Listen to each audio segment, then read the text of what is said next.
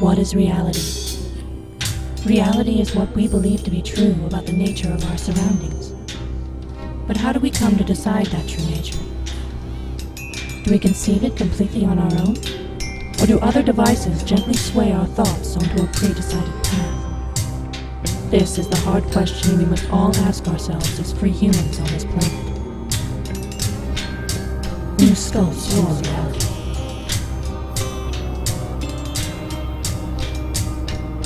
Reality.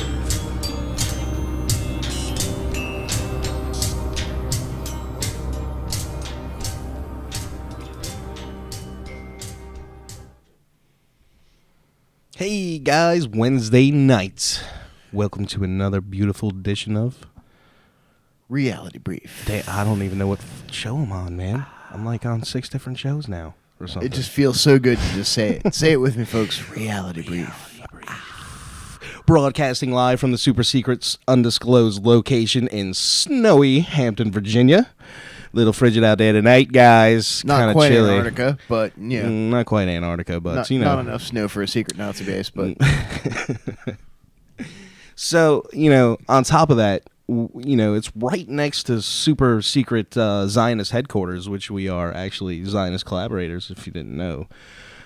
We've been working on that for a while behind the scenes there, and now we're finally in Illuminati confirmed, son. Illuminati confirmed right here, right there. What? Boom. What? Who? What? Boom. Where? Boom. Where? Look, huh? I'm doing the thing. Sweet. All right, so what we got up on the agenda for tonight, Dan? So there's this giant meteor that comes down over Michigan just a couple days ago, and we're gonna dig deep into that. Man, we've got we've been after this disclosure for a long time. Everyone's been like, "Oh, when's the government gonna come out and tell us about them aliens?" Well, guess what? It happened, and you all missed it. Silence, crickets, chirps. Yep. So it's like it reminds me almost of what was it? Here's the Republic if you can keep it. It's like here's disclosure if you can look at it. Yeah, really. Hey, dude, what are you doing? Hey, we got our the mascot up here the tonight. Mascot's with us. Squigs. Nah, you can't sit on the mixer, dude. Bring that Squigs over here. Yeah, come on over here. Get on in there. All right, stay there. Yeah. So, here, talking to that. Dude, we just got like 8 million views because there's a cat in the video now. Yeah, I know, right? So, like, we're good. We're good. So, anyway, without further ado. So, this meteor, I remember seeing posts talking about, oh, did you hear anybody near this place hear a loud boom and a flash and all this and that? So, turns out we got some footage of this. And I'm sure you guys have been seeing the same thing we have. Mm-hmm. Hey. Blammo. Well, there it goes. another view. Kaboom. What's funny about the timing of this meteor is all this hubbub about the secret satellites with SpaceX and all that, and Yeah. it's kind of funny. The timing is kind of interesting. So, could it be natural? Absolutely, but be a good the timing makes you think, what is this? Oh my God, it's Virginia. It's a frozen river. Get out of here, Virginia. We don't want to look at you like that.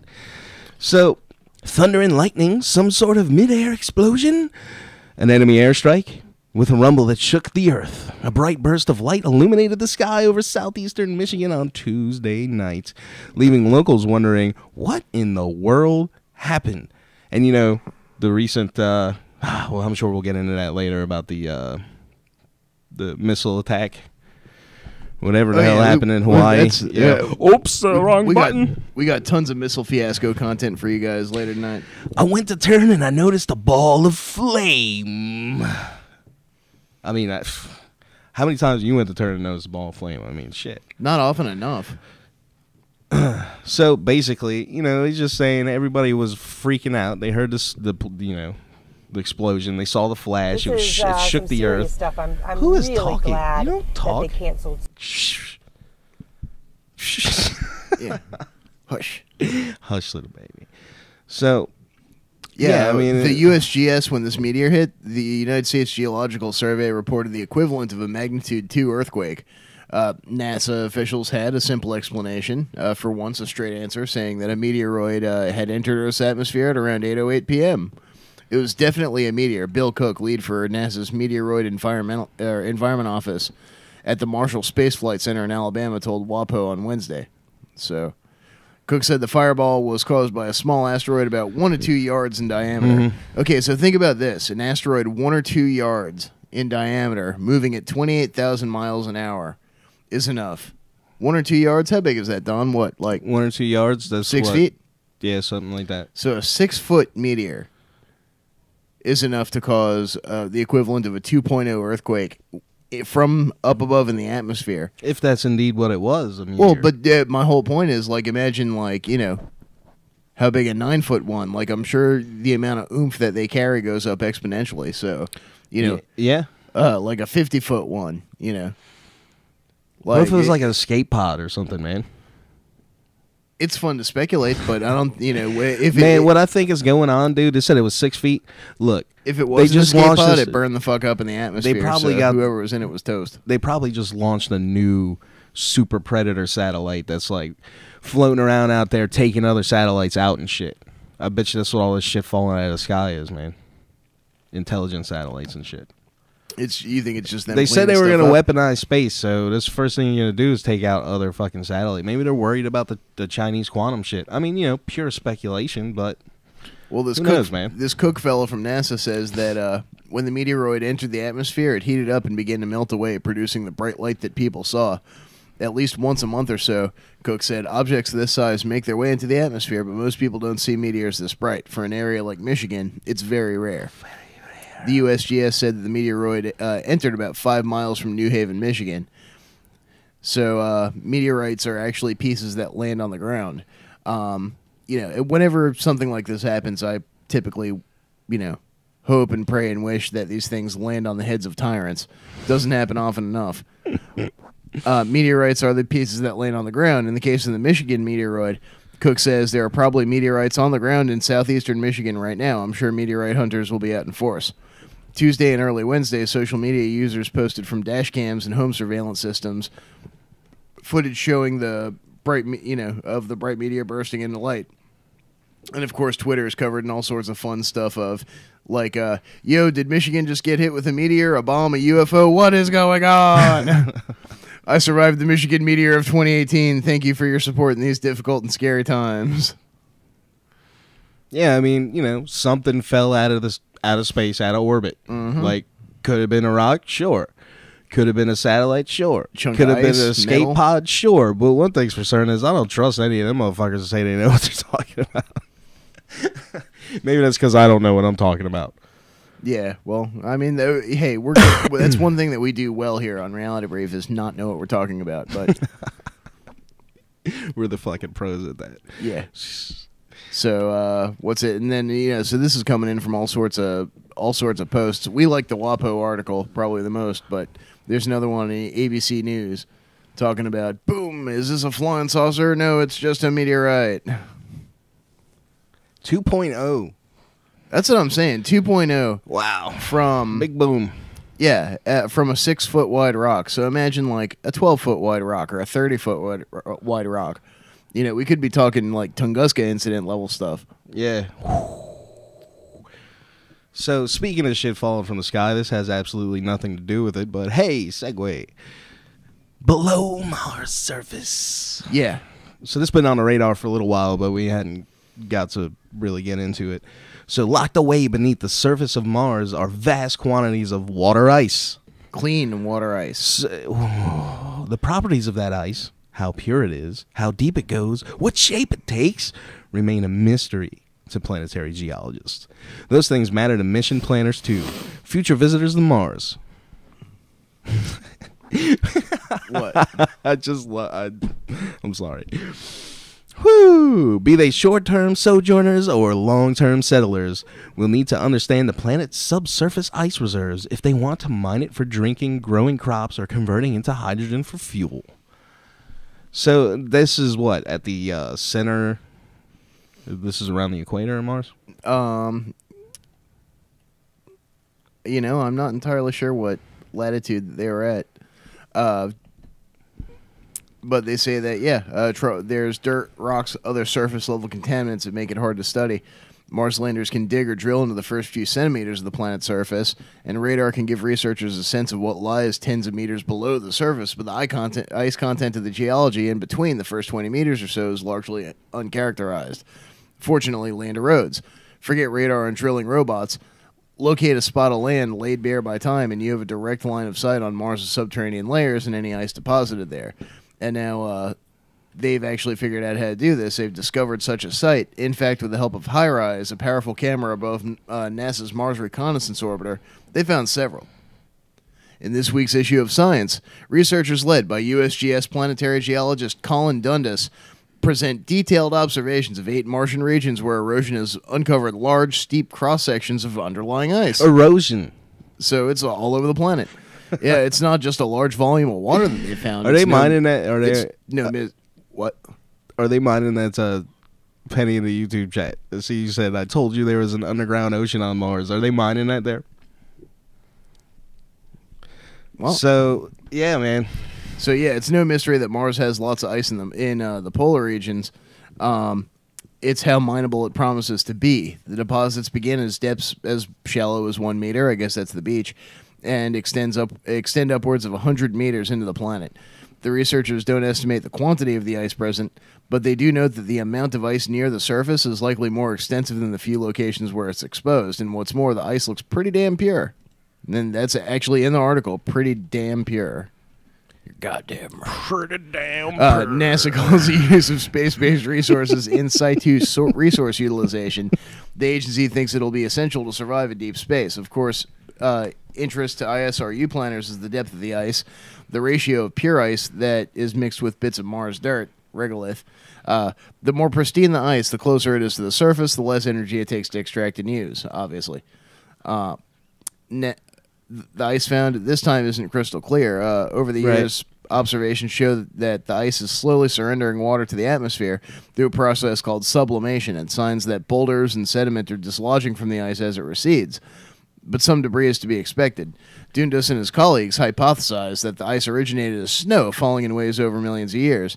Some rocky material probably found its way in and between snow events by the surrounding ice. However, researchers think is relatively clean. I'm sorry, guys. I'm going off very little sleep. I've had this picture here that you're looking at is the cross section. The blue is the ice, right? But they've colored it. Yeah, right? It's not really that color blue. They've colored it, so yeah, it's clear, but it's not crystal clear. On Mars, when you see something bright, it usually means ice, says Richard Zurich, chief scientist of the Mars Program Office at NASA's JPL, who is unaffiliated with the study. Most of the material on Mars reflects little light, but the albedo readings on these exposed sections show that this is very bright stuff, and the spectrometer readings support that this is water ice and not ice-cemented soil, which would be much harder to convert into water as a resource. So don't pack your bags yet for Mars. The 8 sites Dundas and his colleagues observed were all located at upper mid-latitudes. There you go. Between 55 and 60 degrees north or south of the equator, where temperatures can drop extremely low. Most Mars missions, though, restrict their landing sites to within 30 degrees of the equator. As would future crewed missions to the planet's surface, most likely. As Zurich says, if you want to stay warm, it's better to be in Hawaii than Alaska. But that close to the equator, warmer temperatures could drive subsurface ice reserves deeper into the ground where they'll be harder to get to. So that's something you'll want to follow up on and investigate before you put your base down, says Zurich. Plans to do so are already in the works. I'm sure that we haven't found all the exposures at this point, Dundas said, and more could certainly exist closer to the equator. NASA's Mars 2020 rover is equipped with ground-penetrating radar that could allow it to probe the mysterious upper layers of the planet's surface. European Space Agency's ExoMars rover, also slated for 2020, will come outfitted with a drill designed to sample geology at depths of up to 2 meters. Another option, artificial meteors. I love this option. Scientists imagine sending spacecraft to hitch a ride through Mars' atmosphere on larger vehicles only to break off at low altitude and collide with the planet. They'd land with enough impact to bury themselves a few meters into the planet's surface, detect the composition of the area around them, and then relay their observations back to Earth by way of satellites in Mars orbit. That one, the technology is not quite there yet, but it's rapidly developing, Zurich says. Oh, I'm sure you guys would love to have mass impactor tech. Terran Empire, here we come. Jesus. Fortunately, scientists still have some time to pinpoint Mars's reservoirs of water ice. Humans will likely return to the moon before they venture into deep space. I don't know if I really consider Mars deep space, but optimistic timelines put our first public arrival on the red planet sometime during the 2030s.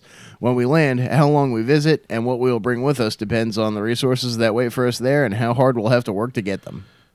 So, the funny thing about it is that's where they said they went first, right? The Nazis, the breakaway Nazis. They went to the equator. I would assume they went to the moon first, but I believe one of the more prominent stories is that they went to the near the equator and they ran into, I guess, reptilian species, maybe raptors or something like that, and they got pushed away from there. I don't really know. I can't remember. It's a long time since I looked at that particular material, but so talking about segways, you remember that segue earlier? Yeah, here it is. Giza pyramid mystery chamber may hold Pharaoh's meteorite throne. Speaking of meteorites, what the? Hey, that's actually a pretty good segue. Oh my gosh! It's too bad it was too late. Too late. Huge void discovered inside the Great Pyramid of Giza in Egypt late last year. We talked about that. Remember that? Mm-hmm. Huge voids are my favorite. May hold an iron throne carved from meteorites, according to new analysis of ancient religious texts. Ooh, wouldn't that be fucked up if it was all like black goo? Yeah. Oh, yeah.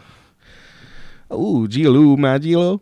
I don't know, whatever. Director of the Department of Mathematics and professor of archaeoastronomy at the some place, yeah. See, anyway, this guy was studying the pyramid text, right? You know what I mean? Religious writings carved in the pyramid walls around 2400 BC. Based on his studies, he proposes that it's possible the throne of Pharaoh Khufu, or Cheops, lies inside the chamber. I don't know, but meteorite throne. How metal is that, dude? Well, if it's a meteorite throne, I just want to know if, you have to have the Atlantean gene to activate it. Yeah, is that like maybe that's like a troll chair, man? Yeah, I'm telling you. It's like made out of iridium or something. Yeah, of you course, think Stargate was playing with you, once again. Of course, it would not be melted iron, but meteoric iron. That is, fallen from the sky in the form of iron meteorites. And again, cited in the text, he says it in this paper. Explaining the structure of the pyramid, he states that before arriving at the funerary chamber, there is a gallery. The newly discovered room is over this gallery, but does not have practical function of relieving weight from it, because the roof of the galley was itself already built with corbelled technique for this very reason, he explains in a statement. So what was this room used for? He offers a possible interpretation that falls in line with existing knowledge on Egyptian funerary religion as documented in the pyramid text. In these texts, it said that the pharaoh, before reaching the stars of the north, will have to pass the gates of the sky and sit on his throne of iron. Oh, there's your throne of iron. So, yeah, I guess the void is what? That little airbrush part there? Yeah, the little gray part on there. North-south section of the Great Pyramid showing the hypothetical project of the chamber in connection with the lower southern shaft. Within the pyramid, there are 4 narrow shafts, which Magley suggests represent the gates of the sky, adding, the north one could well lead into the newly discovered room, and may contain an object needed by Cheops after crossing the doors, the Iron Throne.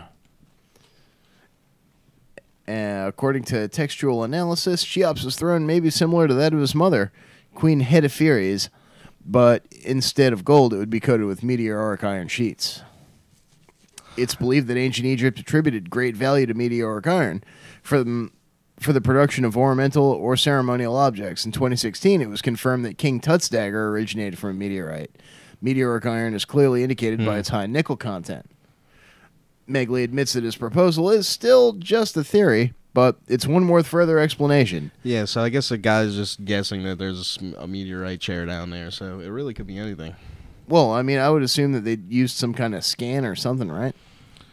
It's fucked up how they don't let them really get in there and, check stuff out, man. You know what I mean? I guess they don't want it to be damaged or whatever, but... the Egyptology establishment, I guess, Zahi Hawass and all them, they're really careful to let out anything that might, upset their narrative because they have this very carefully crafted narrative that they've been putting together all these years. So yeah, they kind of keep a tight lid on what they let get out. I heard it was Hawass and the whole Egyptology establishment that didn't want them digging beneath the Sphinx. Right. Yeah. Well, they say, I guess their reasoning is because they don't want it to get damaged because they're relics. Which I can understand that to a point, but I think they were like wouldn't even let them do like sonar readings and shit. Yeah, which is bullshit. I mean, if you have some sort of energy-based means of detection that let you figure out what's under there, why wouldn't you? Unless you genuinely don't want people to know and you've already gone and done it yourself. Ooh. So, we've talked on this show about scalar weapons before. And we've talked about, things like HARP and, other high-energy sort of things that the government has that can cause huge shifts in weather, tectonic plates, all sorts of other fun stuff. And, this recently came out in the news and it caught my eye. 8 earthquakes strike along Iran-Iraq border. Rattle Baghdad. This is from WN.com. And, it makes me wonder, was it a scalar weapon in use? Did the earthquakes come from, maybe they were working on the whole deep underground military base complex beneath Iraq? Who knows? But here we go. Well, I mean, that whole area there, I mean, that's an interesting area because, Sumer. Yeah. So Sumeria, and today it's even, the capital of Iraq. Could be some very crazy shit underground over there, man, like ancient shit underground. Yeah, completely. Oh, what was that? Squeaker? Something just happened. The cat knocked the thing off the table. Are we still live? We're still live, but they didn't see. I gotta fix it. Here, keep reading. Oh man. All right. Well, yeah, fix that stuff. So, oh man, it's just that kind of night, guys. Here at Reality Brief, they're using scalar weapons to knock shit off of our broadcast desk. Scalar kittens, yeah.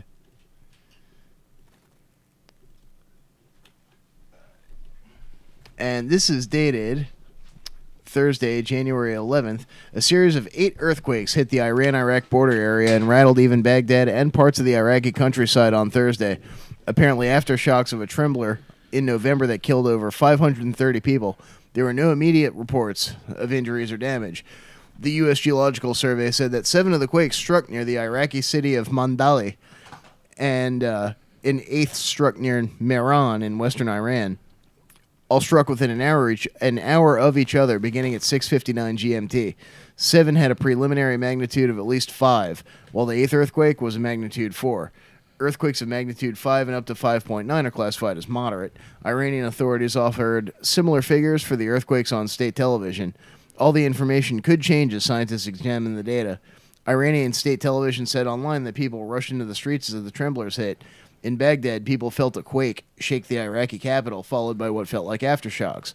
I mean, this could be any number of things. I mean, obviously, natural earthquakes, always possibility, right? Usually more than likely that. But, I mean, the area, you're talking, it could be just regular military ops, could be... something more than that, just because of the area. I mean, it's Sumer, man. I would assume that they're trying to, use some sort of directed energy weapon against ISIS. You think they would be pulling that shit out for ISIS? Maybe if they're using it as an excuse to test something. I guess, man. Because you notice how there was the earthquakes in North Korea, right as Kim Jong is up and all is crazy. This got sent in to us by a listener. It's pretty interesting. I'd seen it floating around. We never really got to get into it, so we'll go ahead and real go quick over this article. Before we jump real quick, there was something we kind of glossed over. What was that? In November, a major 7.2 magnitude earthquake struck the same region. Yeah, they said this was an aftershock of that. This killed 530 people and injuring thousands in Iran alone. In Iraq, 9 people were killed and 550 were injured. This is all in the country's northern Kurdish region, according to the UN. So that's what I think. Kurdish region. That's what I think is interesting.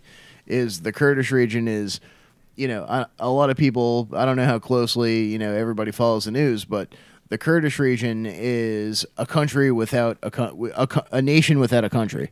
You know what I mean? They're trying to establish themselves as their own independent state, but they're not really. Kurdistan is a people without an official country of their own. Kurdistan takes up parts of Iraq, parts of Syria, and parts of Turkey. And they're saying that this was an aftershock from that. I mean, is that months? Yeah, like that. They said the area is located in the sparsely populated and remote Zagros Mountains that divide Iraq and Iran, and is home to many shallow faults. It's ongoing geological activity, Baldwin told the Associated Press. If there was a stressed fault that's ready to move, they happen like that until the stress is relieved, so it's not too unusual. So apparently that area is prone to earthquakes. This one's been, like I was saying before, been floating around. We haven't got to really talk about it, so. Busted! Has USAF been caught hiding alien tech UFO in Florida on Google Earth? So, I mean, look, it's definitely sticks out like a... Yeah, it's like definitely a spaceship of some sort. Like, it looks, it's crazy. I mean, it may not be a spaceship, but... It looks like a spaceship. No sort of, at least public we don't aircraft. Hear about that, what you got to say, because we're going to say things about it. Because, I mean, what is that? It could be the Mach 5. It kind of, isn't that kind of like what they said the Dart looks like? That's part of, that's part of Corey Good's narrative. Mm. It's like a shuttle. Maybe that's Corey Good's Dart. Is Corey Good live in Michigan? yeah. Maybe he's just taking a day trip. Shit, man. I don't know. It's interesting. The building itself. What is the building itself? Video uploaded to YouTube suggests there's never any craft like it publicly declared. Well, that doesn't really mean a whole lot, but so the footage zooms into the remote site surrounded by swampland in West Palm Beach. So it's in West Palm Beach. Isn't that where they had the rectangle sightings? Yeah, I think so. Or at least that southern Florida. It might have been on the other side. I don't know. So it looks like a hypersonic craft or spacecraft of some type. Is this some sort of UFO? Yeah, the rectangle thing. Yeah. Well, that's what the I think Sala wrote an article who said is it keen was to help other children who may need a wig, platform. like Jodie and Freya, is 11-year-old Imogen. You mute tab. I got you. We're going to do that. Boom. You see how I did that, guys? That was professional. All right, so, yes, it's definitely interesting looking. It almost looks like it couldn't fly, like it's got to have some kind of exotic propulsion system. Yeah. You know what I mean? Like, if you look up, there's a second similar craft, but it's not the same. Are these objects secret prototypes? So... I mean, it's interesting, man. It's Florida. Maybe they're props for something. Although those crafts have some similarities to an X-47B, it's clearly a whole new evolution of that craft. I mean, it looks... I swear to God, let's just do this real quick live for you guys. Let's just see, because I gotta know. What did he call him?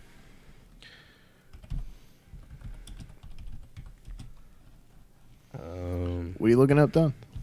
I'm looking up what he said these shuttlecraft look like.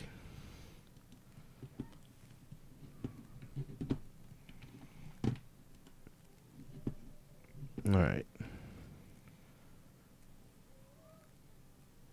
It just looks like a triangle. The other thing looked more like a diamond. Yeah, that looks more like a shuttlecraft.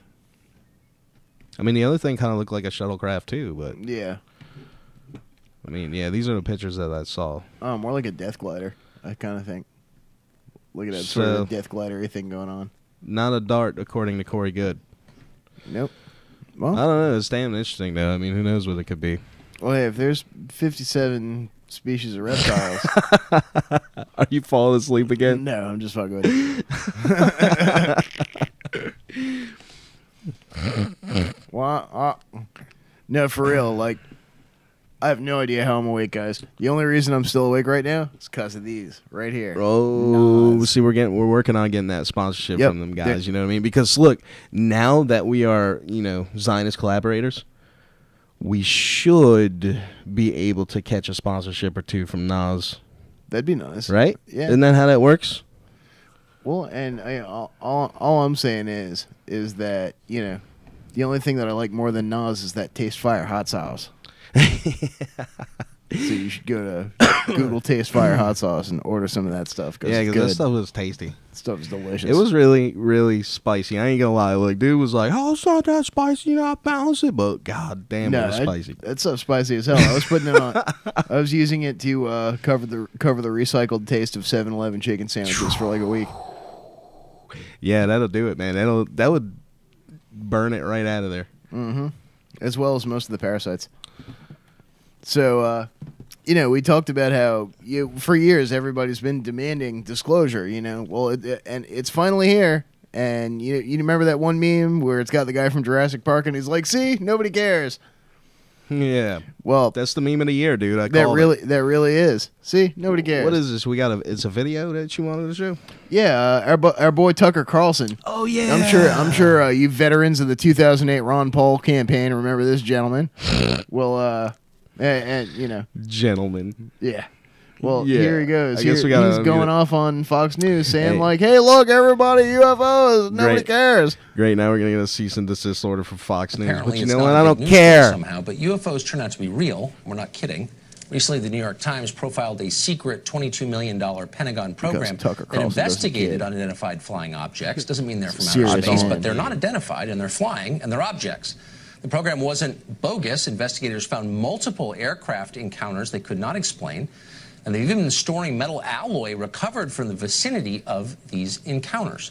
Leslie Kean wrote about this in the New York Times, that piece in question, and she also wrote a book called UFO Generals, Pilots, and Government Officials Go on the Record. She spent years investigating UFOs with the support of former Bill Clinton Chief of Staff, by the way, John Podesta. Podesta the molester. Thanks for having me, Tucker.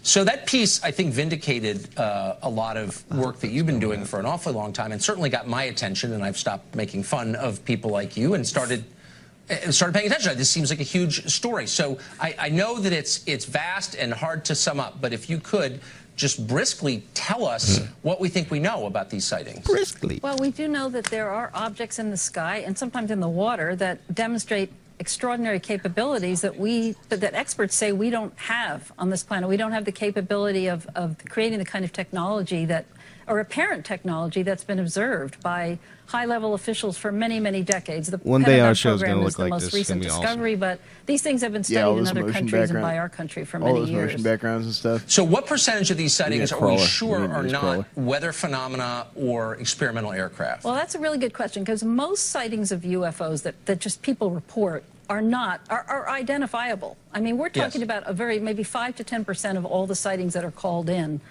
are not explainable. And the ones that are really of interest are the ones reported by military pilots, by commercial pilots, by trained observers, multiple witnesses, ones that are caught on radar, events that have a lot of data to support them and involve very, very credible people.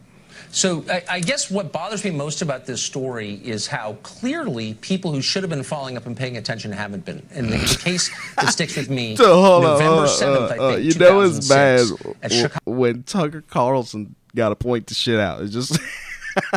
Chicago O'Hare Airport, 4:15 in the afternoon, gate C-25, I believe. The pilot of the plane waiting to depart to Charlotte looks up, and there is a saucer hovering not that far over the plane. People in the tower see it, other pilots see it, dozens of people see it. It's real, and the FAA refuses to investigate. How could that be?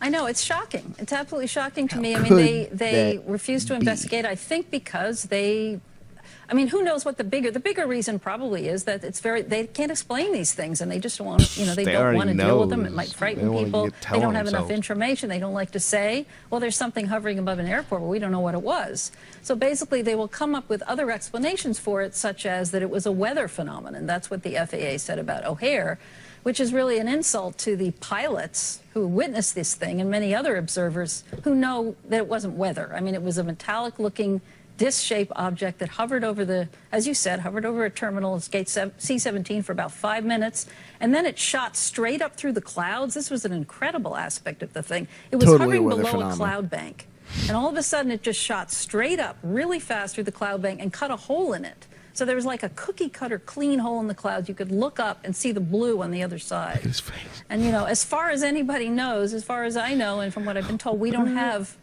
machines in the sky that can do things like that. But I mean, this is not a potato field in Maine in the 1950s at 3 in the morning. This is Chicago O'Hare, one of the busiest airports in the world, in the middle of the day, in front of sober witnesses, including pilots and the control tower.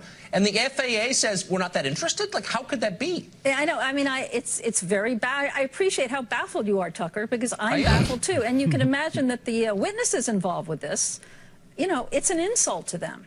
I mean, there are many witnesses, and we're talking about military people, high-level people in the Air Force, the Navy, the other military commercial pilots who are just told that we're not interested in what they saw. And it's very difficult for a lot of them because they're patriotic people. Well, yeah, I mean, what if it's the Chinese military? I mean, I believe you because you are, I think, the preeminent researcher on this question. But it beggars belief that the U.S. government would just sort of let it go. Anyway, I appreciate it. Leslie, thank you for coming on. It's an honor to have you. Thanks a lot, Tucker. I appreciate your interest in this. Thank you. Thanks a million. UFOs have been the stuff of conspiracy theorists for decades, often mocked for talking about it, but maybe they shouldn't be mocked. Did you hear that? Did you hear that? Maybe we shouldn't. Did you hear that? Hold on. Hold the phone. Yeah, pause that for a second. No, I just no, want no, to say, no. As Tucker says, we shouldn't be mocked. But if you want to mock us, the phone number is 757-528-8130. Feel free to call in, mock away. One more time for you. Those have been the stuff of conspiracy theorists for decades, often mocked for talking about it, but maybe they shouldn't be mocked. Oh, what? Maybe they shouldn't be mocked. Sorry. Is it wrong of me to want to be like, hey? I mean, but why does it matter? It's fucking Fox News. Who gives a shit, really? Nobody watched it, and the people who didn't give a fuck. Obviously, right? Nobody cares. What is going on? What do we got to do exactly to get people to care at all? Aliens have to land. I got exactly. This is what happens. In order to get people to care about UFOs, aliens are going to have to land. They're going to have to beam up all the lottery tickets. They're going to have to beam up everyone who plays in the NFL. And they're going to have to rob Earth of its supply of Black and Milds and Newport shorts in a box. You've been working at 7-Eleven entirely too long, man. Look, this is the shit that people care about, man. I'm telling you, dude. Hey, we got a call. Hey, we got a caller. Caller, you are live on Reality Brief. Give us your name and where you're calling from. I've been on your show before. My name is Ben Davis Jr. Hey, how's it going, Ben? Hey, what's going on, Ben? Well, let's say. Hold on a second, Ben. Hey, caller, we got another caller on the line. It's a group party. All right. How you doing? I'm doing good. How do you guys hear me? Great. Ben, can you hear the other caller? Yeah, I can hear you. Awesome. Yeah. Other caller, okay, what's cool. your name? Where are you calling from? Well, I haven't seen y'all since the day before Irma hit Florida. And I thought I'd give y'all an update if you want. Oh, how'd that go? Number one, the artificial intelligence is in control of it all. Number two, there was over 800,000 roof damage claims just in Florida. About half of them are total loss. And I worked for 4 months solid. And my supposed partner, who came out and told me 3 months ago, I'm not mind control. But he's heard my story and all this, but he's a heck of a contractor. And then a week ago tomorrow, he just up and said, "Hey, just go home and don't come back."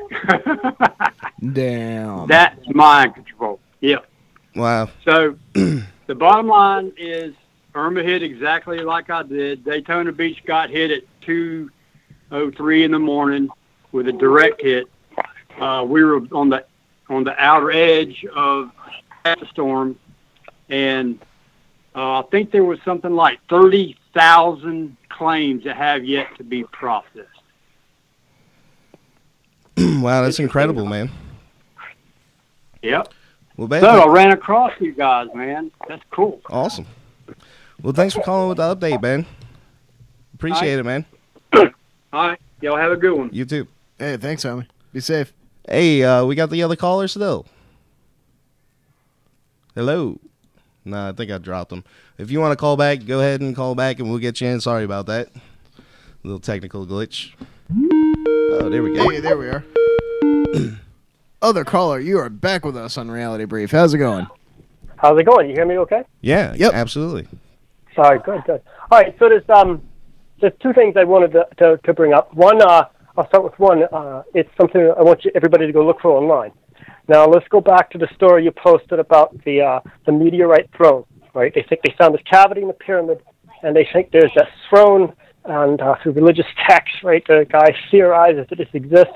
And then I think to myself, man, they'd have to really put a lot of importance in a rock that falls out of the sky to want to make a throne out of it. Mm-hmm. But then there's videos you can find, and if you just simply Google UFO-shaped pyramids over pyramids in Egypt, and that's what I did. Just Google that phrase, as simple as that. And you're going to come across some video images, and these are, I swear to God, this is fake. This is the best material ever. And when you combine it with the meteorite throne, like this is a beautiful combination of things to just let my imagination run with. You go Google that, pyramid-shaped UFOs over pyramids in Egypt, and you're going to see these videos of these upside-down pyramids floating above the real pyramids. And I'm like, okay, this could be fake stuff, but if this is real, this is some pretty heavy material to be seen. Mm-hmm. It redefines everything we ever fascinated about with Egypt and ancient Egypt and all this stuff, because now we got some real UFOs that are pyramid-shaped floating above these real pyramids. You know, the interesting about that is the toroidal field thing from the pyramids on top of each other like that. Because it's speculated that the pyramid's like kind of like a funnel for, just like the energy, the force, right. whatever. Yeah. So you see the potential to be thinking about things is pretty high with this combination. It gets you thinking about all these different possibilities. If you watch it, you'll get what I'm saying. You'll be coming up with all kinds of ideas and stuff like that, theories. I got it pulled up on the screen right now, man. I'm showing everybody. Right, yeah. So now, and you combine that with the meteorite throne thing, and see, now these are two different bits of information, and I'm bridging them together. Now, I spent a lot of time studying YouTube and surfing YouTube for information, and I think I've come up with some things I could share with people about what I think is how you can sniff out something real versus fake. And sometimes I think I find some fake so good I can make my own YouTube channel, and I'll give awards out for the best fake of the week. But I think you're welcome to submit a best fake of the week to us, and we'll go over it for you every week. You could even call in and do it yourself. Right. Because I see some really good stuff, but I think you have to really consume this stuff. I'll put anywhere between 4 to 8 hours a day watching YouTube videos of UFOs. And how can I do that? Well, because I can put my laptop up where I work, and I just assemble things, and I just got it playing the whole time. Yeah. All day long. I'm just mindlessly assembling something and watching this shit. So I got 8 hours a day of this stuff. So I'm getting good at it after, a few years of doing it. So, it's a lot of times if you think you're watching a fake, think about how creative it might be. Are you watching something that you think somebody might think of? Is there any obvious things? You can tell. You watch enough of it. You put it on a big screen. People say, they fake pictures, right? Okay, well, that's great. Pictures, one frame. You got a video. Everybody's sending in video these days. Now, fake the video. Yeah. Right? You tell me you can't figure it out after you watch enough of this stuff, and then you're sifting through the massive pile of the internet's broad, massive information. You might have 20 to 30% of stuff that's just okay, this might be real data. Yeah, I mean, so when I look at them, I do a lot of video work. It's just hobby. I'm not professional or nothing, but just in my experience of doing the stuff that I do, I could see that in videos and know it's fake.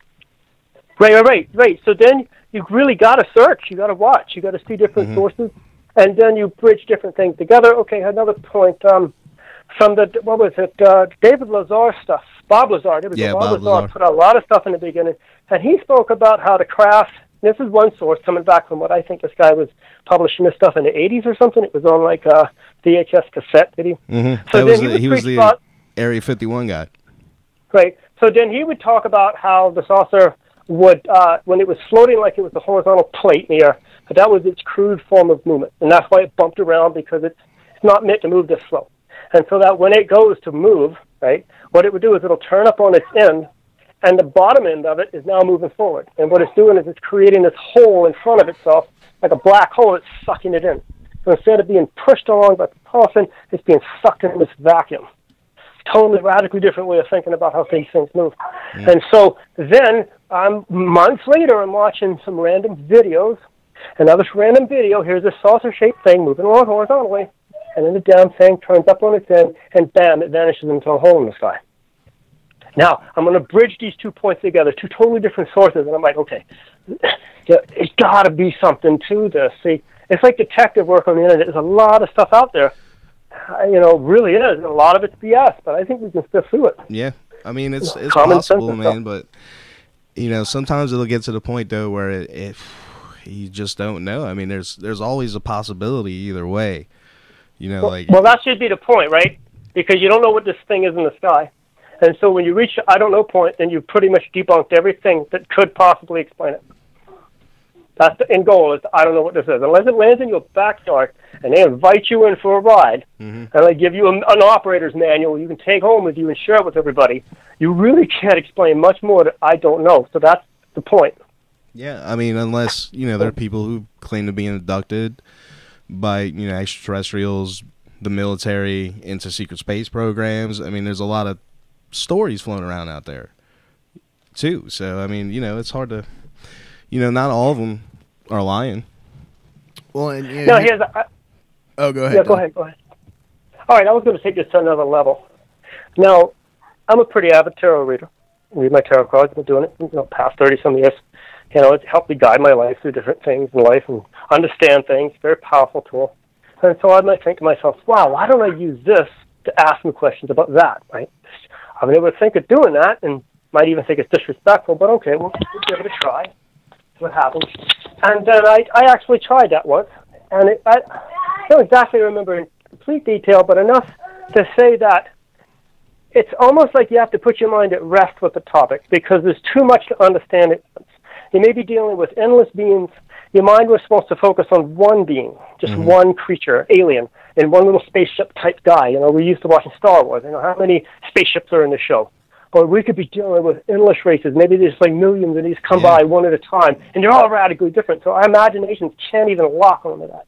So then there's the cards that tell me to let your mind go, basically. There's too much of it out there to understand. Anything you latch onto is going to be based on so much circumstantial evidence. Unless it lands in your backyard, you really just have to say, I don't know. Right. And if you get to I don't know, you've ruled out all the other earthly possibilities. And so only, I think, outer-worldly ways like meditation and such could help you, us at this moment, until they land in their backyards. And maybe you can meditate and talk to them, and maybe they'll land in your backyard. You can hang out with them or something. I don't know. So, Don, what else are you going to do? Don, do you ultimately think that white magic and psychism and, remote viewing and astral projection and all this stuff and the extraterrestrial phenomenon are all tied together? Yeah, it is, honestly. I'll make an example of this. There's a Skinwalker Ranch. You can Google Skinwalker Ranch. And this is ranch up in the Midwest, and there's all kinds of crazy psychic phenomena. And this Bob Bigelow, I think, is the one who has supposedly has pieces of the Roswell crash. And he's the one that got the $22 million from Harry Reid to do the research work. This was the guy all these people were working with. Right. Whoa. He bought the ranch. He bought this really supposedly. Did he buy that ranch? He supposedly bought it, yeah. Huh. And there's some documentaries, again, you can Google all this, and it's really cool stuff to research. This is the kind of stuff you can pull up on YouTube. Right. And the ranch is incredible. And then you see UFO activity, and I could think, okay, here's my philosophy on this. This is what I think. Yeah, the land's spooked. And then it may just be spooked because of high geomagnetic activity. Maybe some Indians had some serious magical skill, and they were tired of being shit on, so they come up with a nasty curse, and that shit's still running around out there, right? And then why are the UFOs? Okay, maybe the UFOs can pick up on this, and they think it's fascinating, so they're going to hang out and check it out. So we're seeing UFOs floating above highly spooked areas because the areas are spooked, and they just want to check it out, because maybe they can check out more stuff than we think. We have around us. What kind of technology would you need to be able to read auras and pick up ghosts from orbit and stuff? I don't know. My theory on this type of intelligence could be like the Tibetan monk, and they talk about how these guys go in this state of trance and they just one with everything. So what if these beings, their intelligence level is so that they are consciously one with everything at all times? just like the Tibetan monk does. He spends his whole life doing it, and they're just there So constantly. they can just quantum manipulate stuff without even having to really try. Again, the suggestion from cards was that just to be careful what you able or assume is, because it's going to be based on circumstantial evidence. You don't have enough to go on. It's good to do this, I think, because I think eventually we could come up with a logical path. I think it's just good to focus on it. But yeah, I don't know. Other than, if you have a form of divination, let's see if you like to use I Ching. Oh man, Love and Saucers. Google Love and Saucers. It's a really good movie. It just came out. We watched it. The documentary about this guy who was abducted by aliens and had all these sexual encounters with grays, right? And he does this painting. He's like in his 70s. It's a fantastic movie. You watch it. I mean, I think we talked about that guy one time on the did. show. Yeah, it was a big shocker because we'd never really read a risque article about that, like anything like that before, about somebody having sexual encounters with UFOs or extraterrestrials. I was like, this is dope. This is so cool. Again, if this is total BS, it's really good stuff. Yeah, I'm enjoying this.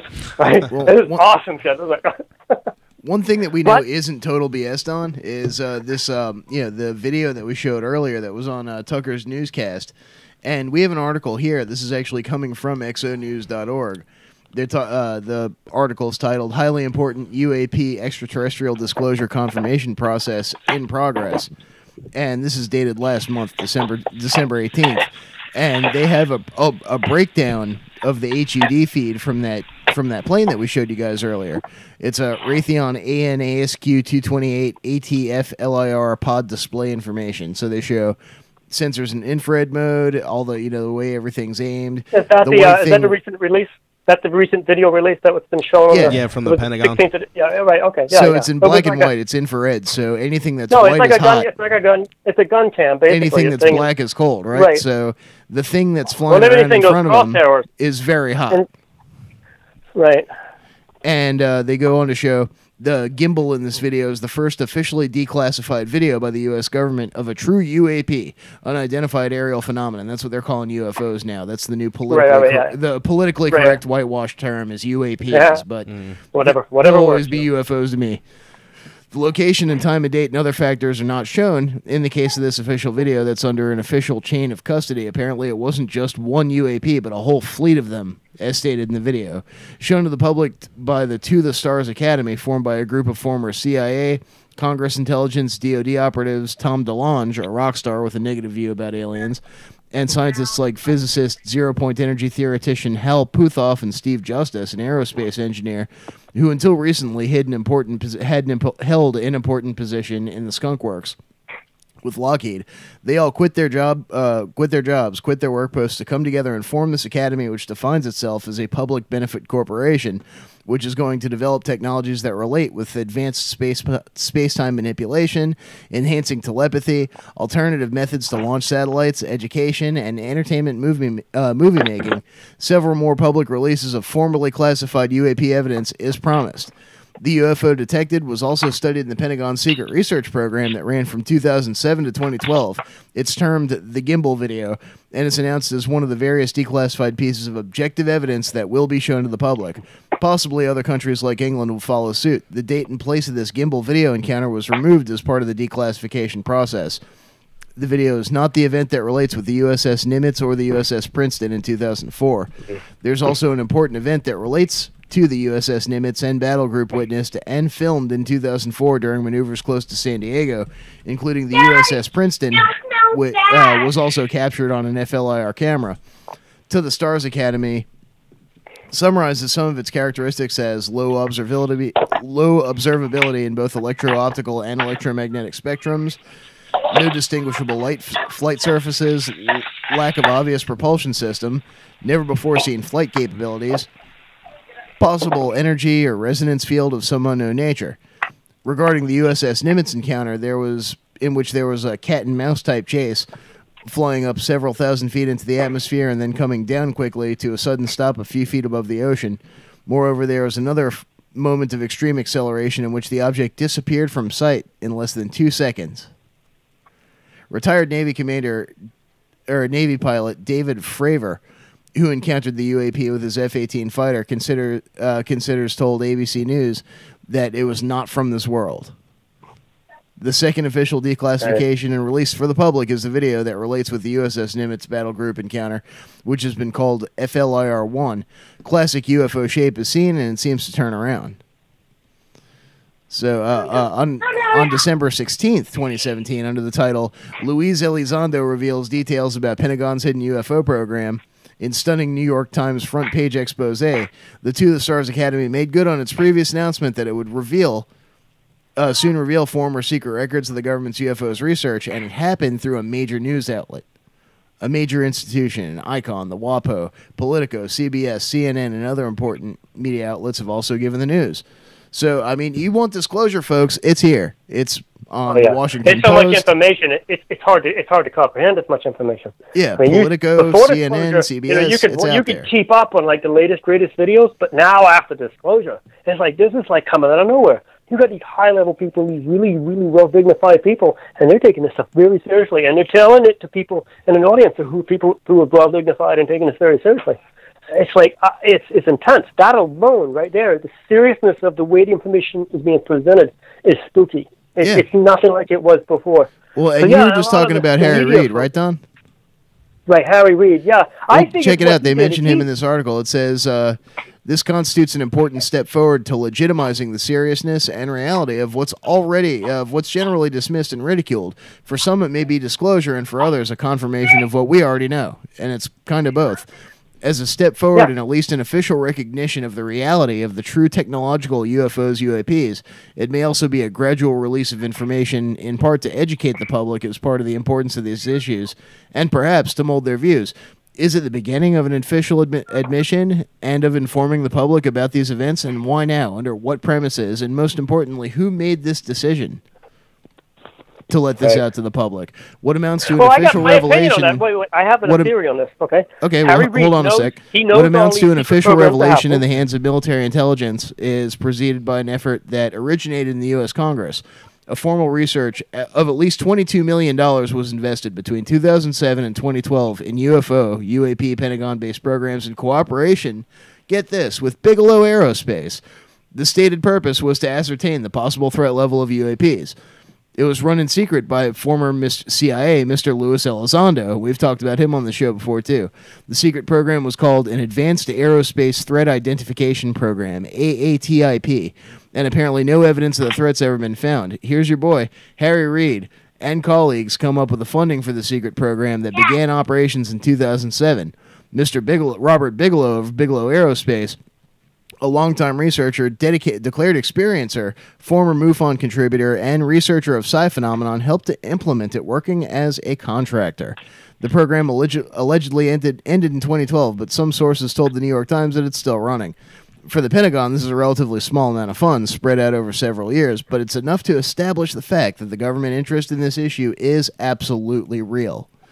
This would show that this particular secret information, or this particular secret program, is one following regular acknowledged funding channels. The evidence it provides in a formal manner may be necessary to begin informing the public in an official and justified manner.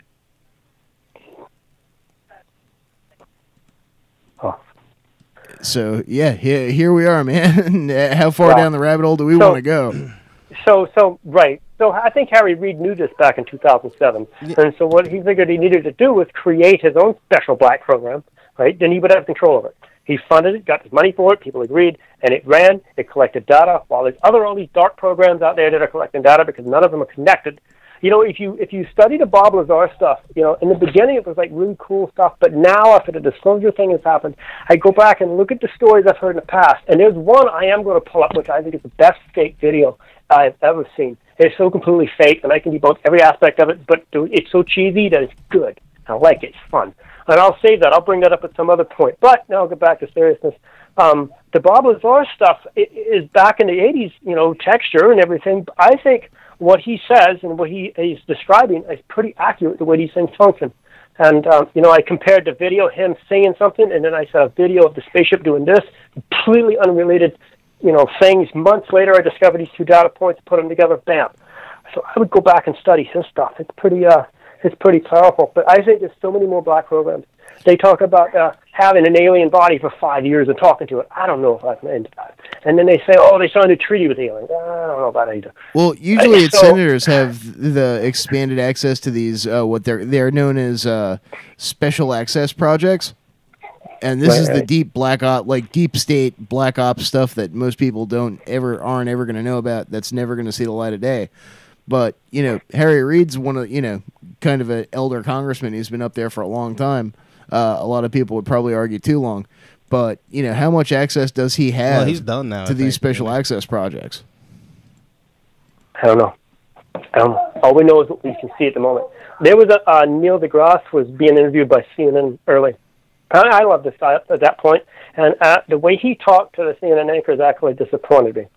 Because he went out of his way to try to put an effort into saying something's not real.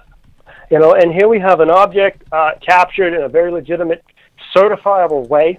This isn't fake. These people are not faking it. If you trust our government, well, then it's not fake, right? Okay. So, and here they're asking him, and instead of him just saying, well, obviously it is demonstrating a phenomena that we cannot explain. Simply put, I am observing that image, that is what I'm gathering. It defies our laws of physics. That means we don't know everything. If the government's telling, here's how much I trust the government. If they tell me, hey, we don't know what it is, they know what it is.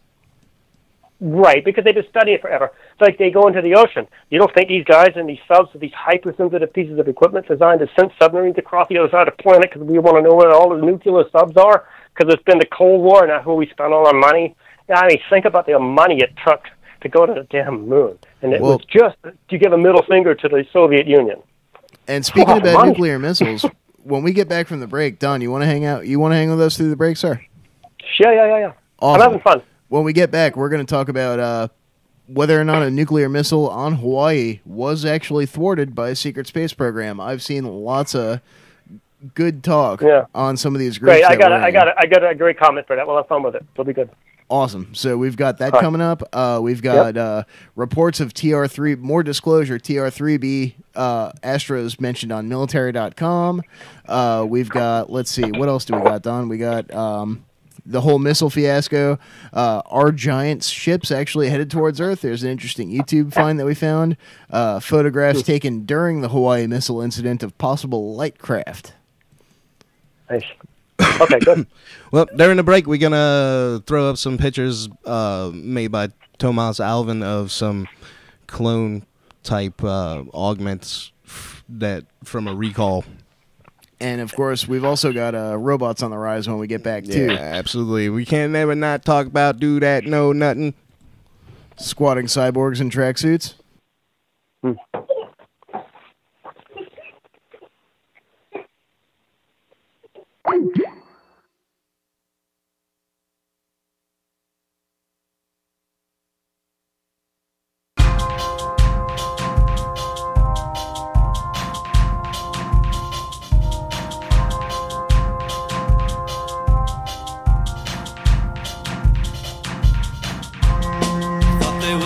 To us.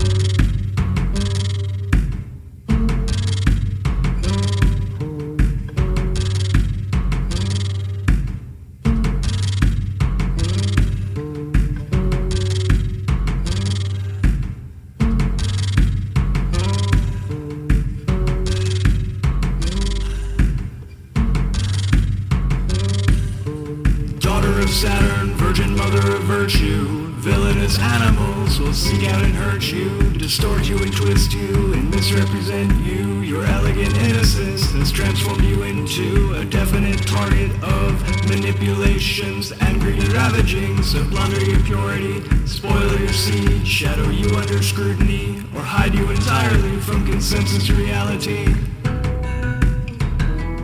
Veritas, one and only.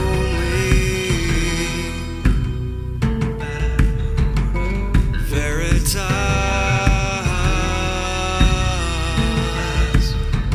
our own.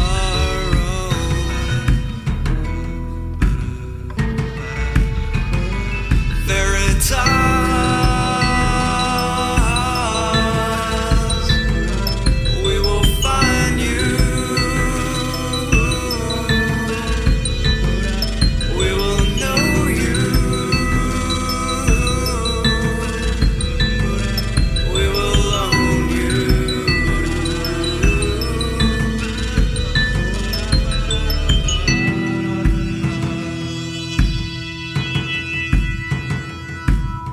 Seeking her endlessly, she's ever elusive.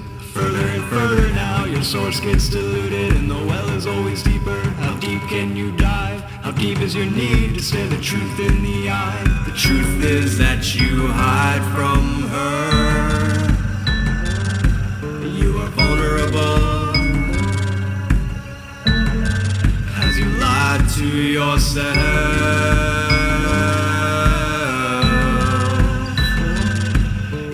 Pitiable, as you do. Veritas, one and only.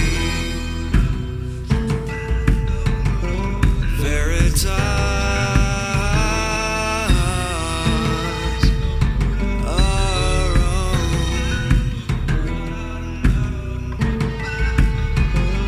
Veritas,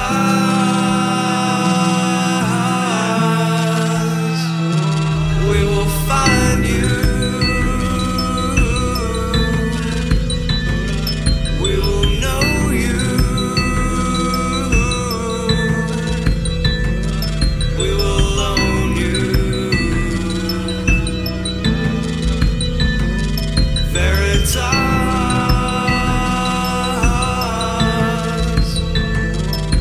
Control you. We will keep you hidden well.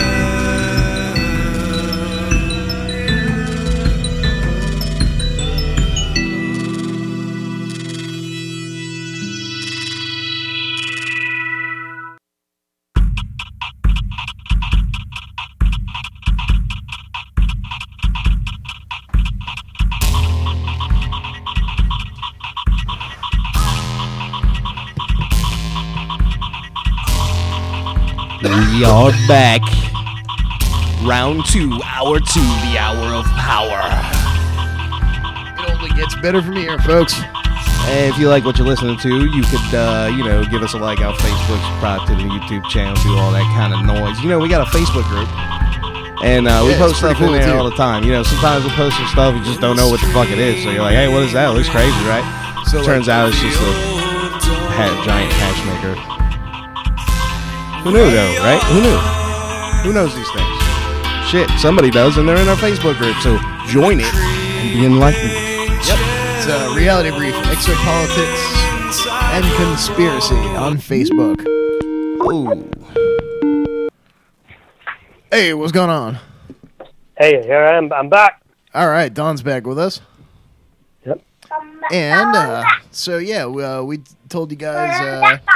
man, where do we begin? We got so much left to cover in this last hour, Don. Yeah, right, ain't gonna happen. Listen, I'm trying to pull you up on my laptop so I can actually watch you guys while I talk. Ah, cool. So, just make sure you turn the volume off. Right.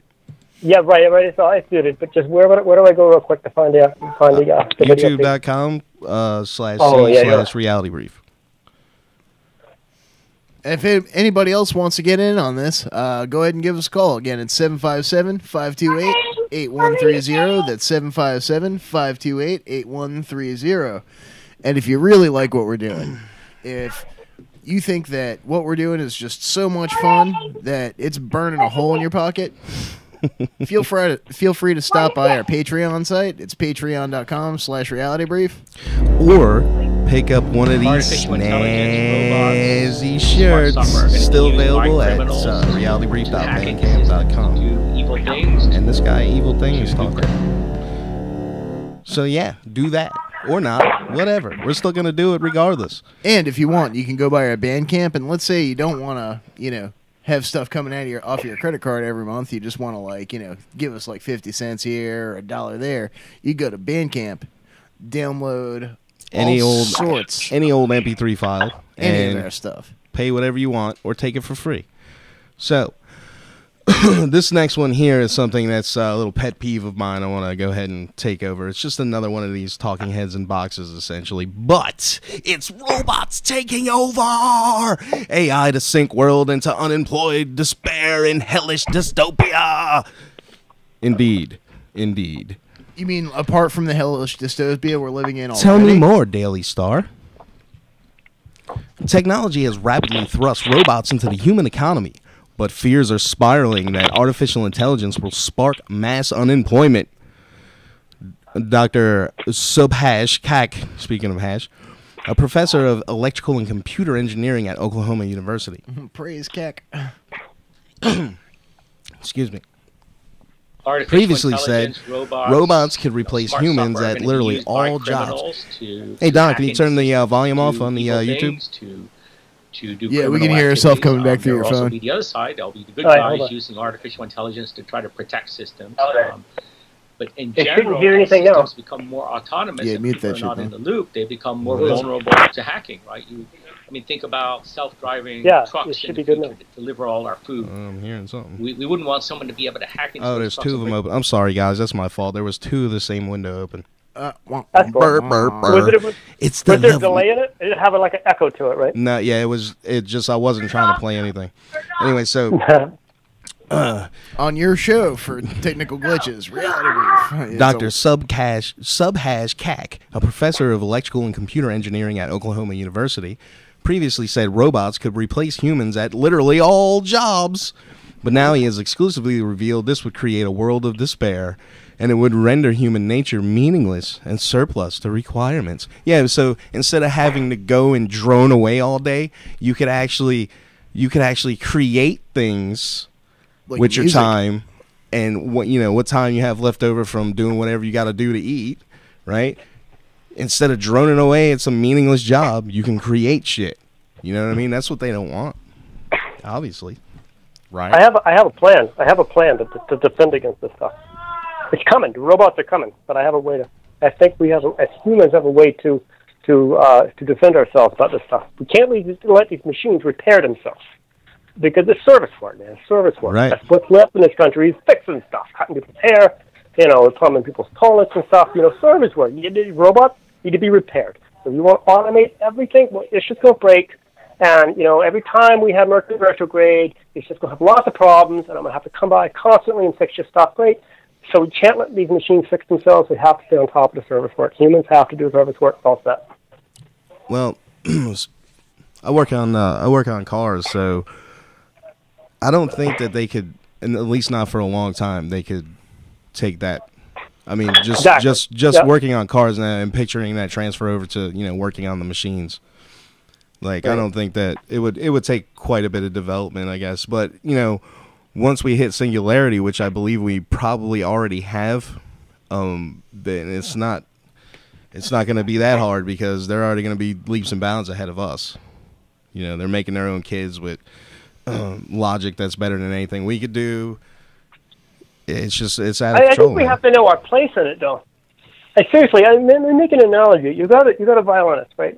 A magician violinist can play amazing things, right? They got an instrument, the violin, right? So then the violin goes to the luthier, the mad master, hand generation.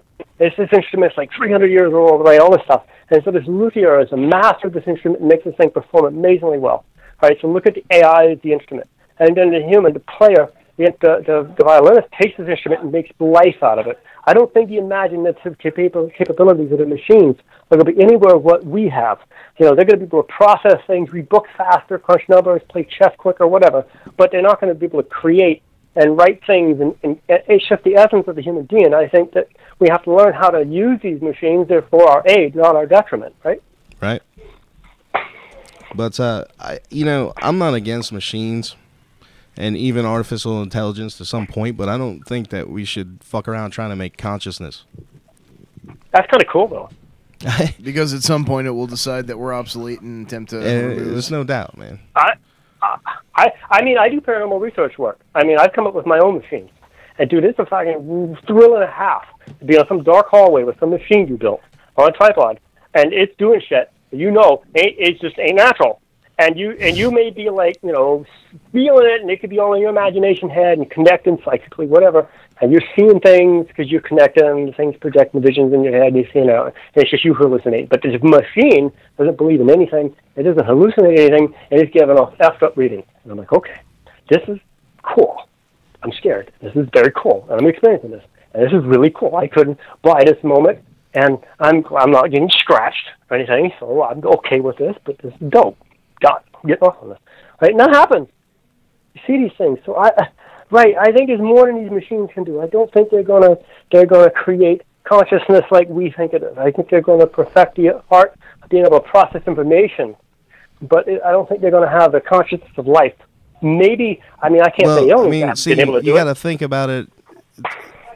I, for one, once they get the ability to start editing their own code and shit, there's no telling what's going to happen. I mean, humans, I don't think would be able to create consciousness, but once you hit singularity and artificial intelligence surpasses human intelligence, then I don't think it will. I think our brains move faster than the speed of light. I think thought's faster than the speed of light.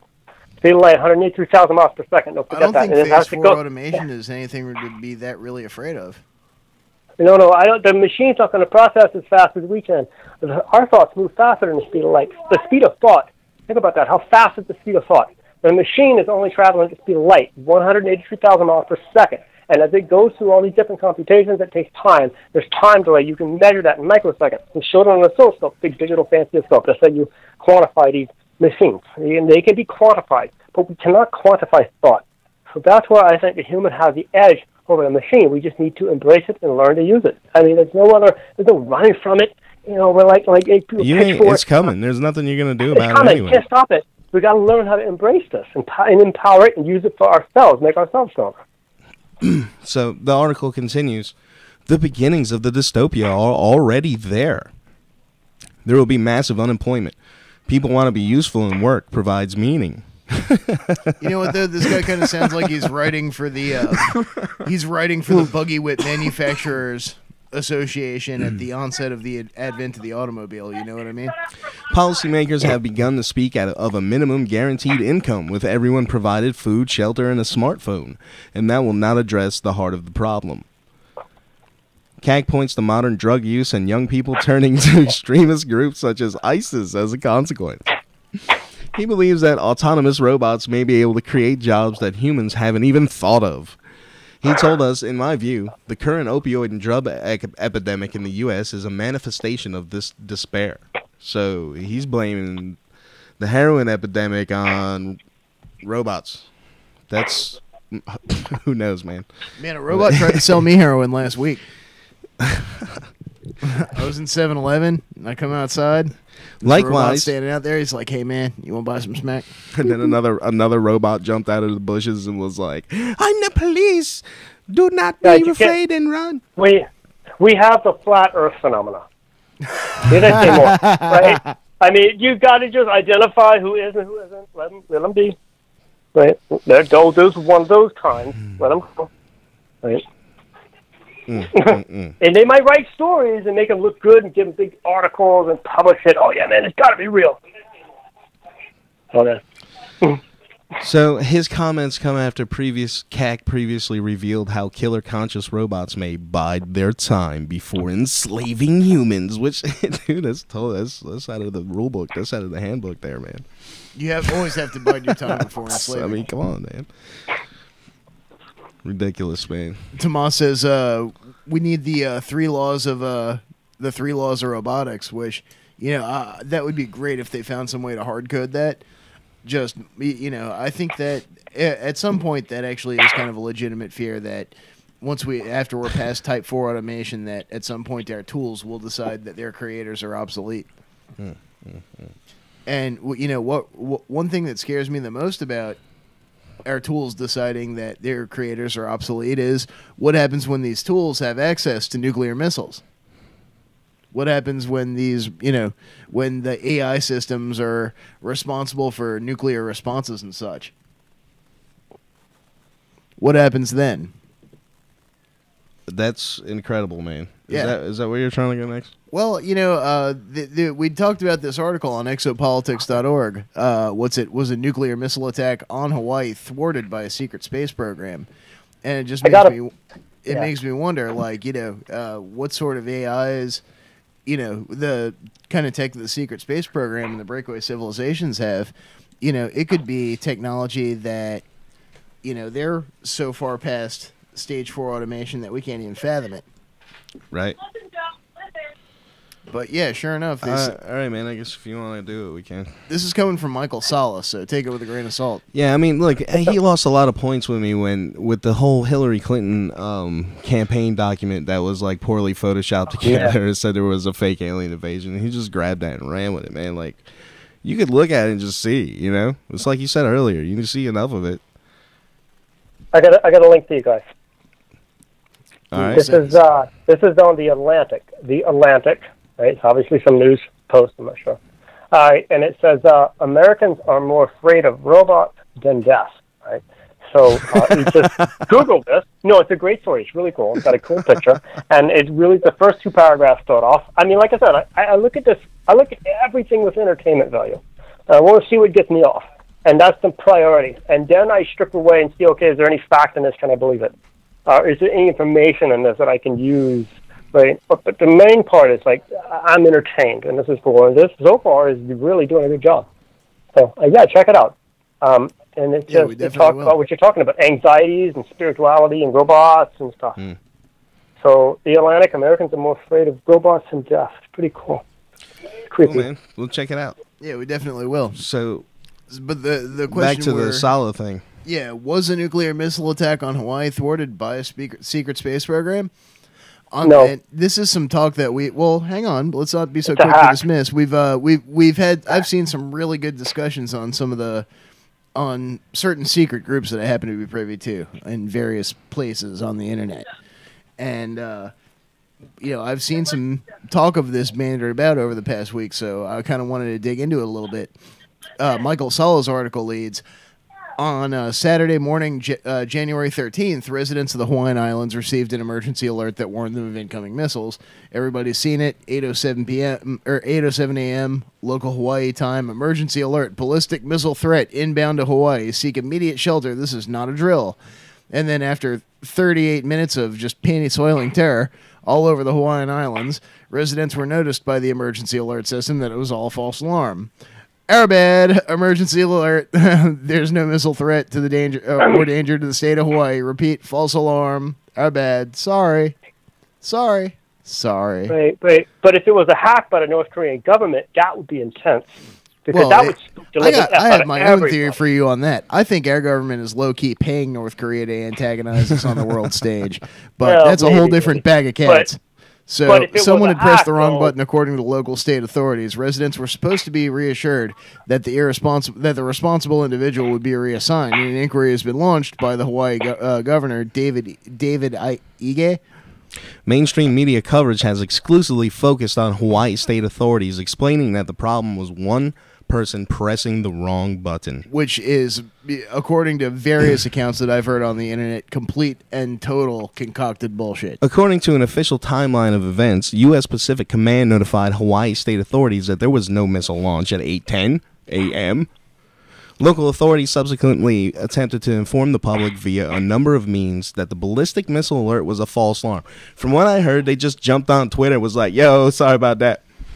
But it was only at 8:45 a.m. 38 minutes after the initial alert, that a second emergency alert was sent out over the public alert and warning system announcing the mistake.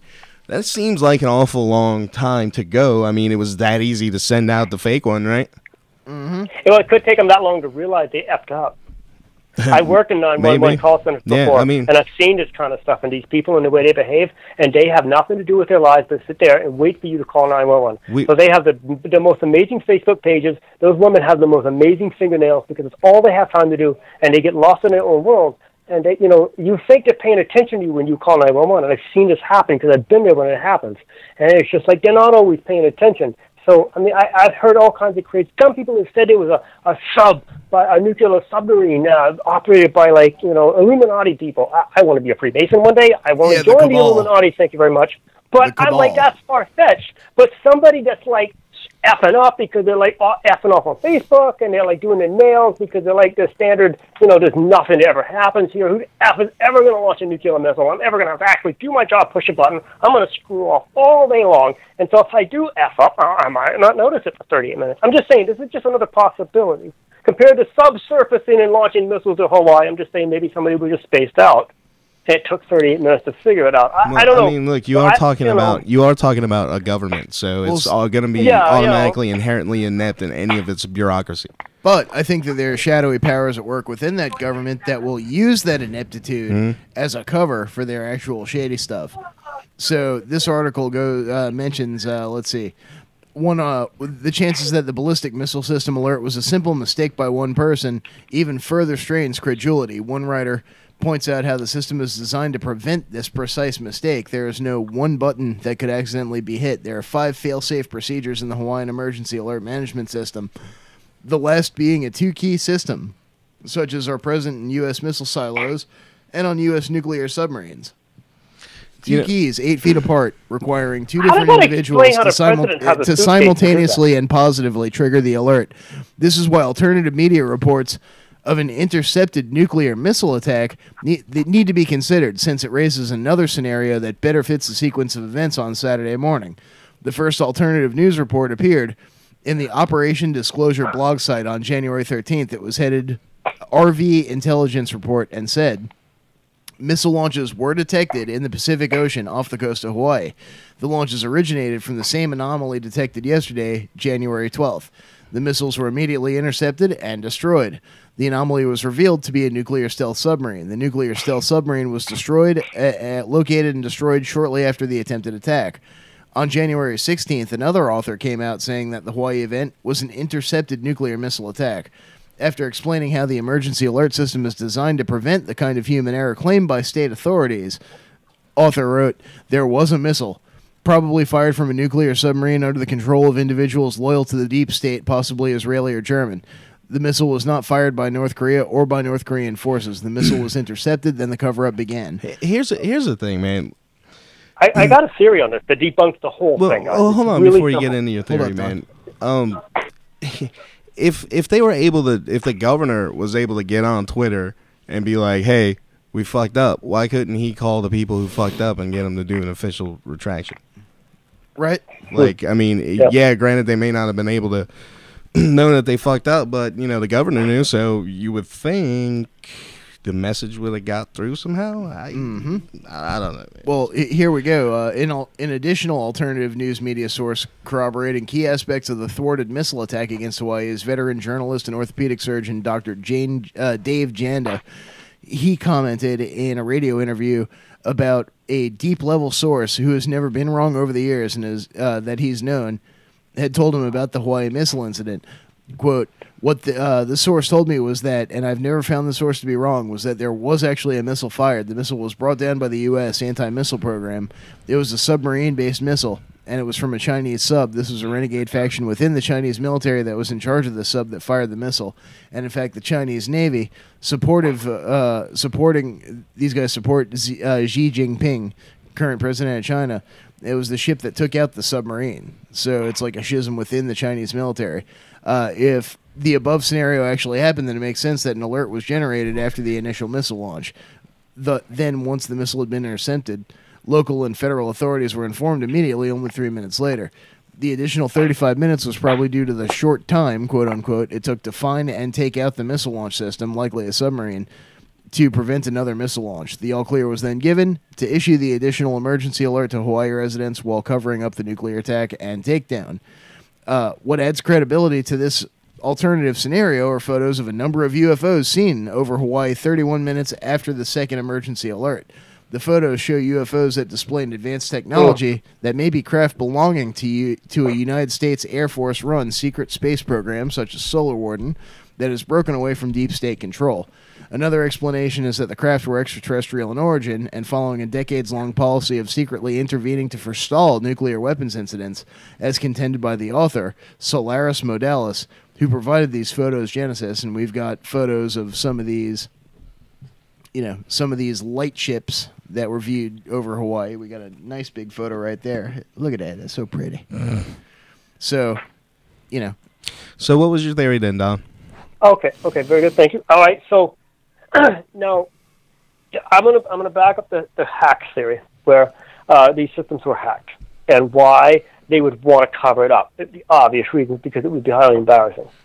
Now, we've been watching our lovely president, Mr. Trumpy, and there's a grumpy cat image of Mr. Trump. If you look for him on Google, it's kind of funny.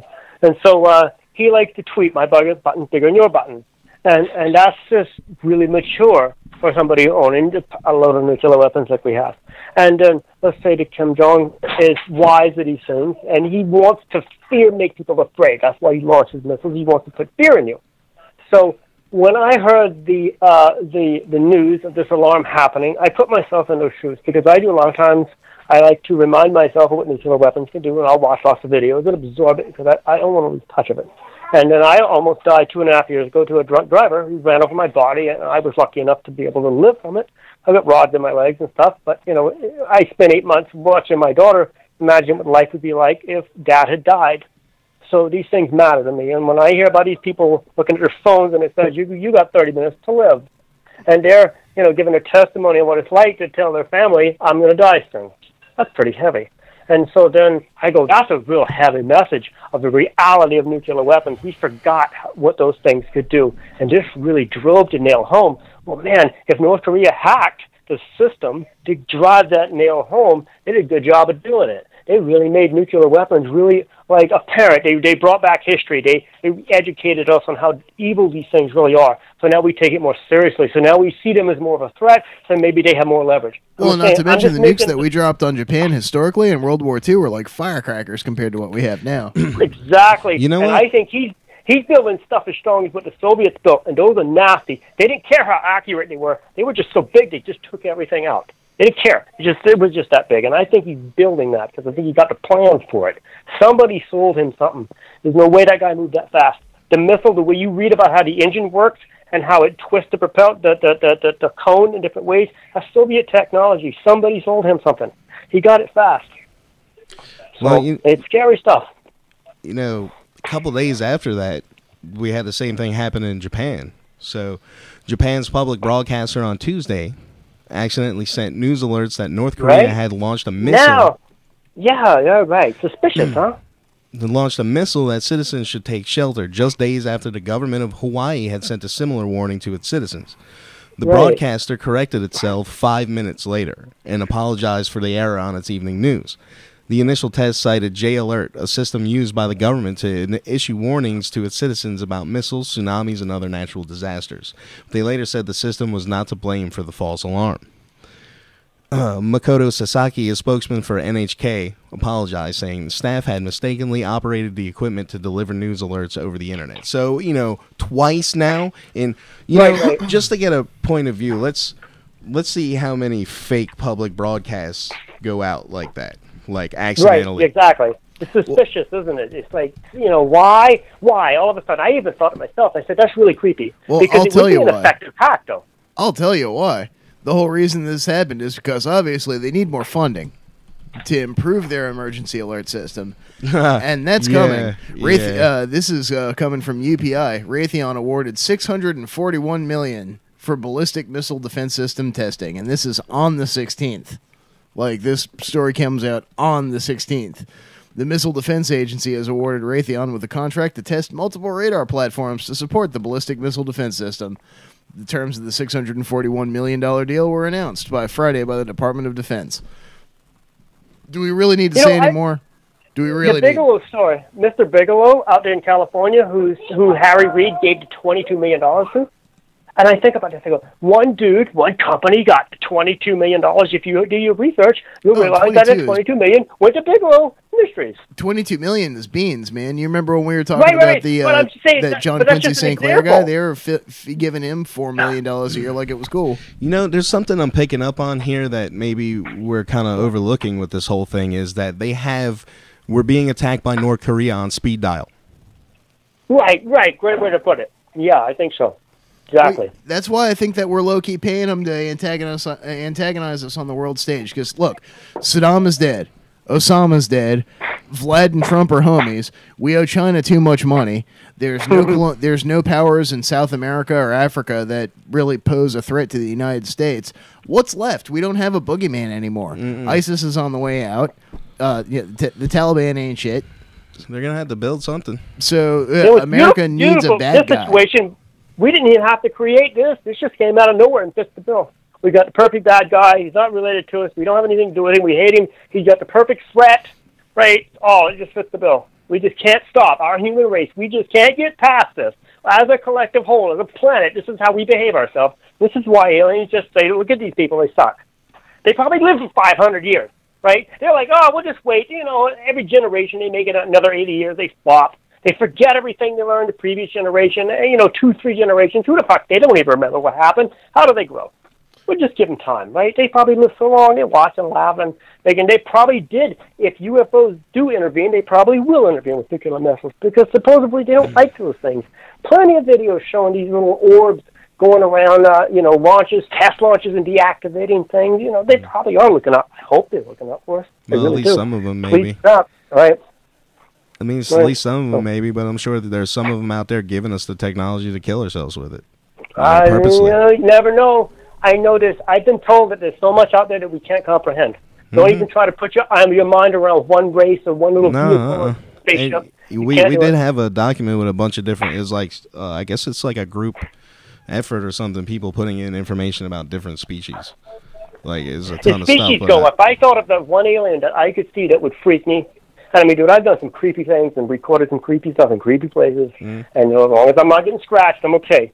But the one alien that would bug me out, literally, no pun intended, is that praying mantis thing. If that damn thing is in front of me, I'd probably lose it. I don't know. I'm not with the bug thing. I'm like an issue with spiders and stuff. Yeah, it's kind of Kafkaesque. You should check out the interview we did with J.P. Moss. He's got pictures of what he claims to be mantids. I'm sure that shit's real. They're smart insects. They probably evolved. They got the appendages. You can be an intelligent creature, but if you don't have appendages that allow you to manipulate the environment, you're not going to evolve that way. And that, who knows how smart dolphins are, but they're the little fins. They can't make things. And it could just be that simple. We can make things, Well, speaking of insects. Speaking of dolphins. Well, I was going to say. It's a little inside joke for you there. There's some people out there listening and just laughing, and some people are like, what? So look, listen, my cursory Google search, my hard research into the subject, I looked at like 3 or 4 pages on Google, and it seems though accidental emergency alerts are not like unheard of, but they're not like common. Yeah, and this one it's here usually for like traffic alerts and shit, and also menial like stuff. I found one about the a nuclear power plant accidentally putting out an alert, and I found and that was in New Jersey. And there's a couple of them, but they're not that frequent, so it's definitely fishy, man. Yeah, seriously. Well, you know what else is fishy? You mentioned something about insects earlier. Right. Well, let's take a look at the insects in our own government for a sec. And the media that supports them. The drum is already banging to just spin on defense. Yep. This is coming from thehill.com. Trump must realize Reagan's vision for Star Wars defense, and soon, by Peter Pry, opinion contributor.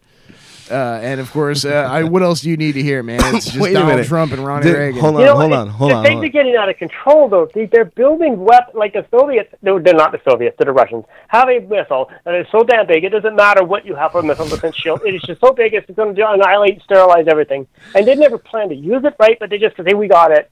And so then you're supposed to, like, Cold War counter this with another weapon that you'll never use. Yeah. But it's just supposed to be bigger than that weapon. It's like, God damn, we're going to have a Death Star going in orbit around the moon soon.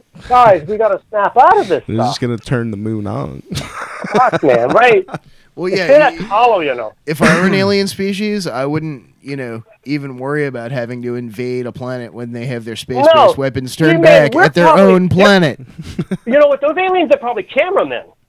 They're probably filming us. We're on TV, dude. They're like, we are the Jerry Springer show of the effing universe. Think about it. They like drop off crates of fucking nukes and then go out in space and film. They say they go under the ocean and like drink and party on Earth because we're like the wacko planet of the universe. We're like the equivalent.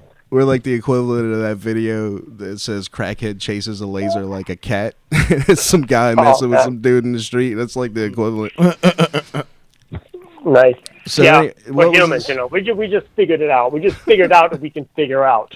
And that's about it. We're just stuck there. And they're like up there going, ha. This article, too, I mean, it's like Trump must realize Reagan's vision for Star Wars defense. What, Reagan didn't? So this is what's happening. Now that all this stuff is going on with North Korea and these emergency alert systems, they're going to start banging the drum for spend. Come on, let's keep spending on defense. We already spend 7 times as much as the next 7 nations combined on our national defense. And that's not enough. We got to spend more. Because now we got the Space Corps. So what's the logic? What's the logic in a low-yield nuke? That's what they're talking about. There was a news article out today about developing low-yield nukes and using them against potential cyber attacks. And I'm trying to understand is, okay, well, if a government did do a cyber attack and we think we have the right to nuke you, and we're going to do it with a small nuke, why don't we just do it with a small conventional bomb that's obviously the same size? I don't get the logic. The proper nomenclature for those types of nukes, we like to refer to those as recreational McNukes. I mean, have you ever seen the video where they launch it from a howitzer on the video? And it's the creepiest nuke video I've ever seen. You see this howitzer, and it fires its big, massive gun, and like off in the distance in a mountain, you see a damn mushroom cloud. To me, my heart sinks. I'm like, that's the most effed up thing I've ever seen in my life. Of all the nuke videos I studied and watched and been released, that is just no. But why not use a conventional bomb? We have them, so why make you low-yield nukes, Mr. Trump? Why not use TR-3Bs since they're so declassified that they're actually we found an article on military.com with video about TR-3Bs. It's a very short one, and it's just a video that we've shown here on Reality Brief a bunch of times of 2 triangular TR-3Bs buzzing around each other. But it says it doesn't exist officially. It uses highly pressurized mercury accelerated by nuclear energy to produce a plasma that creates a field of anti-gravity around the ship. Conventional thrusters, located at the tips of the craft, allow it to perform all manner of high-speed, rapid maneuvers along 3 axes. Interestingly, the plasma generated also reduces radar signature significantly, so it'll be almost invisible on radar and remain undetected. This literally means that it can go to any country it likes, any shithole country it likes, without being detected by air traffic control and air defense systems. Read more at wikipedia.org/wiki/TR3B Black Manta. And this was on military.com. Yeah, this is on the same website that tells you about parades and shit. It's got 28 likes. So this is where you go back to Bob Azar, because the Bob Azar videos preach to this stuff. He actually made mention of these kinds of crafts, and it's possible they figured it out. I mean, you're dealing with you're dealing with a spaceship, right? If it crashed, and note that this Bigelow guy is supposed to be storing pieces of the Roswell crash in his warehouse. And I think it's fascinating. I'm waiting to hear that be released. So look for that. I think soon that guy is going to expose pieces of the Roswell crash because supposedly he has it stored away. Well, I don't know. I'm just saying that. This is what I've heard. So there's something to look for. Yeah, well, we'll see what happens, man. I'm not gonna get my hopes up on any of this shit because I don't feel like government really would tell us anything, man. I'm surprised. I think there's a reason why, though, because I think it's out of control.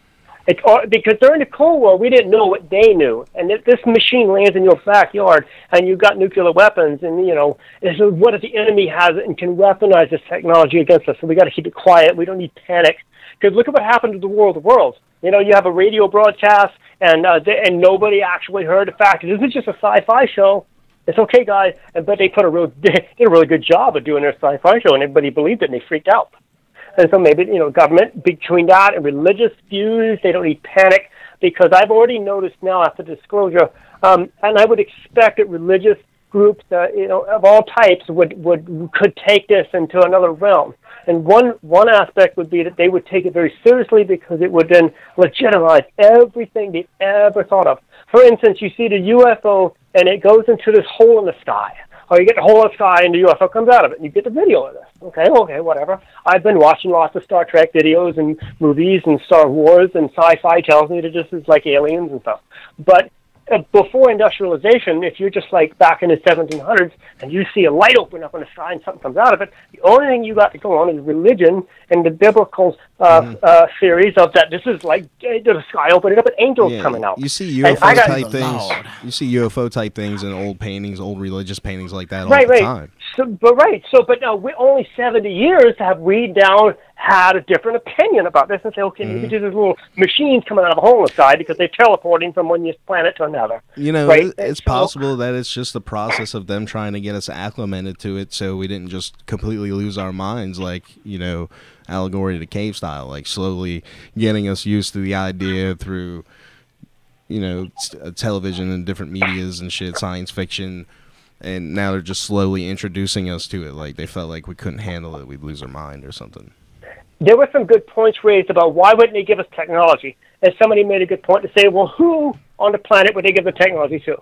And then that group that got it first, because you just can't tell the entire planet at once, this is the cure of cancer, because you can't do it. You could just give it to a group. And then you can say, well, why did you give it to that group? Because we're all different colors and races and types of people, and we come from different parts of the planet. So, well, that's God chosen people. The aliens gave them the cure for cancer, and they're God's chosen people, right? Oh, well, we should be jealous of them, or any other problem that can come from that. So how do the aliens tell everybody on the planet what the cure for cancer is at the same time, so nobody feels left out? I think that poses a problem as far as them actually helping us, because we're just too backwards to be able to even accept information to help ourselves with. That's my theory now. Getting a little bit off topic here. Anybody ever hear if anything came out of Trump's fake news awards? Like, was there anything announced today? I almost took that. You almost took what? I almost took that quiz. It popped up on Facebook. It wanted me to take a test about Trump and fake news and stuff. I was so tempted, but I had to log in. Everybody was working up today. Something was supposed to get released or something. I'm not sure, man. I guess nobody's heard about it. Well, if you out there listening and you heard about it, you can give us a call. Right now, we're going to jump to 757-528-8130. Right now, we're going to jump over to watch this video here. 3 giant ships are heading toward Earth. The largest of them is 240 kilometers wide. What? So let's check out what this has got to say. You probably won't be able to hear this, Don, so just keep an eye out for when it stops on the YouTube. Right.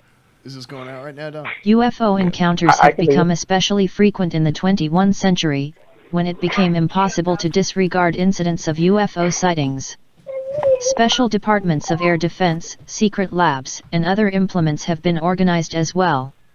It is not ruled out that various secret services have already had a chance to study fragments of alien ships or even aliens, living or dead. It is the science that studies these things that must say its word in relation to the problem, and it happened. SETI, the Extraterrestrial Intelligence Search Agency, a non-commercial organization, launched a sensational declaration. 3 giant ships are heading toward Earth. The largest of them is 240 kilometers wide.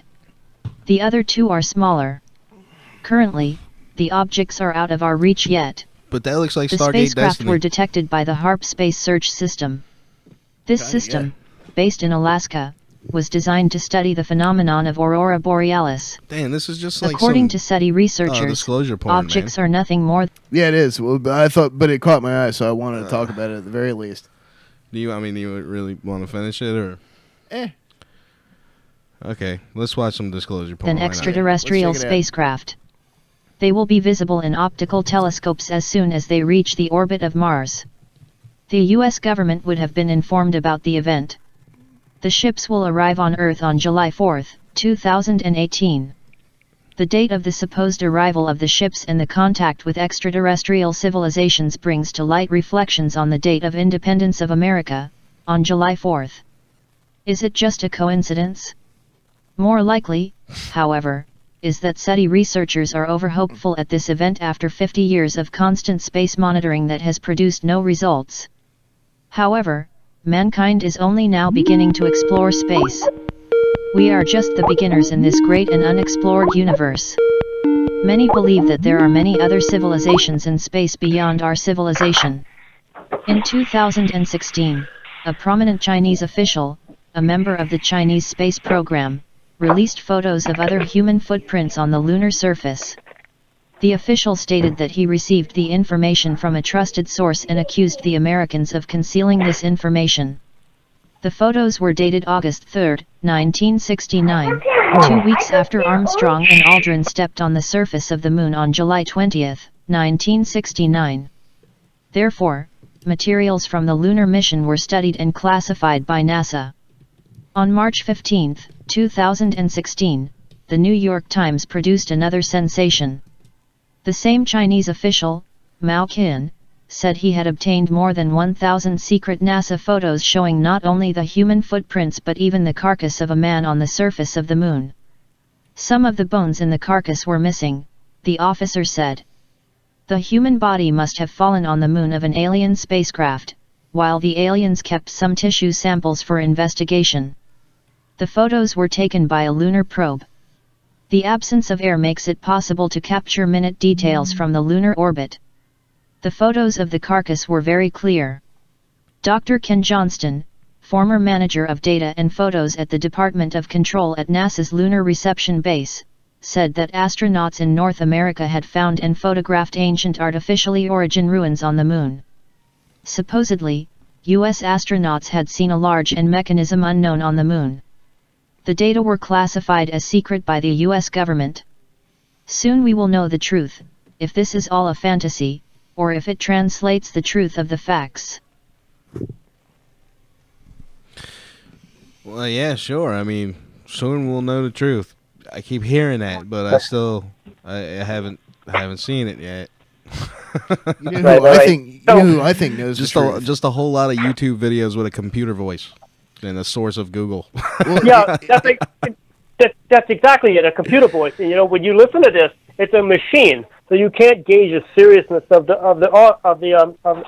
person giving the story. And you're watching some stuff, and well, I can make this up. And yet, you know, I think if you have to put a lot of effort, the imagination, or have to put a lot of effort into trying to materialize this idea in your imagination, then it might be fake.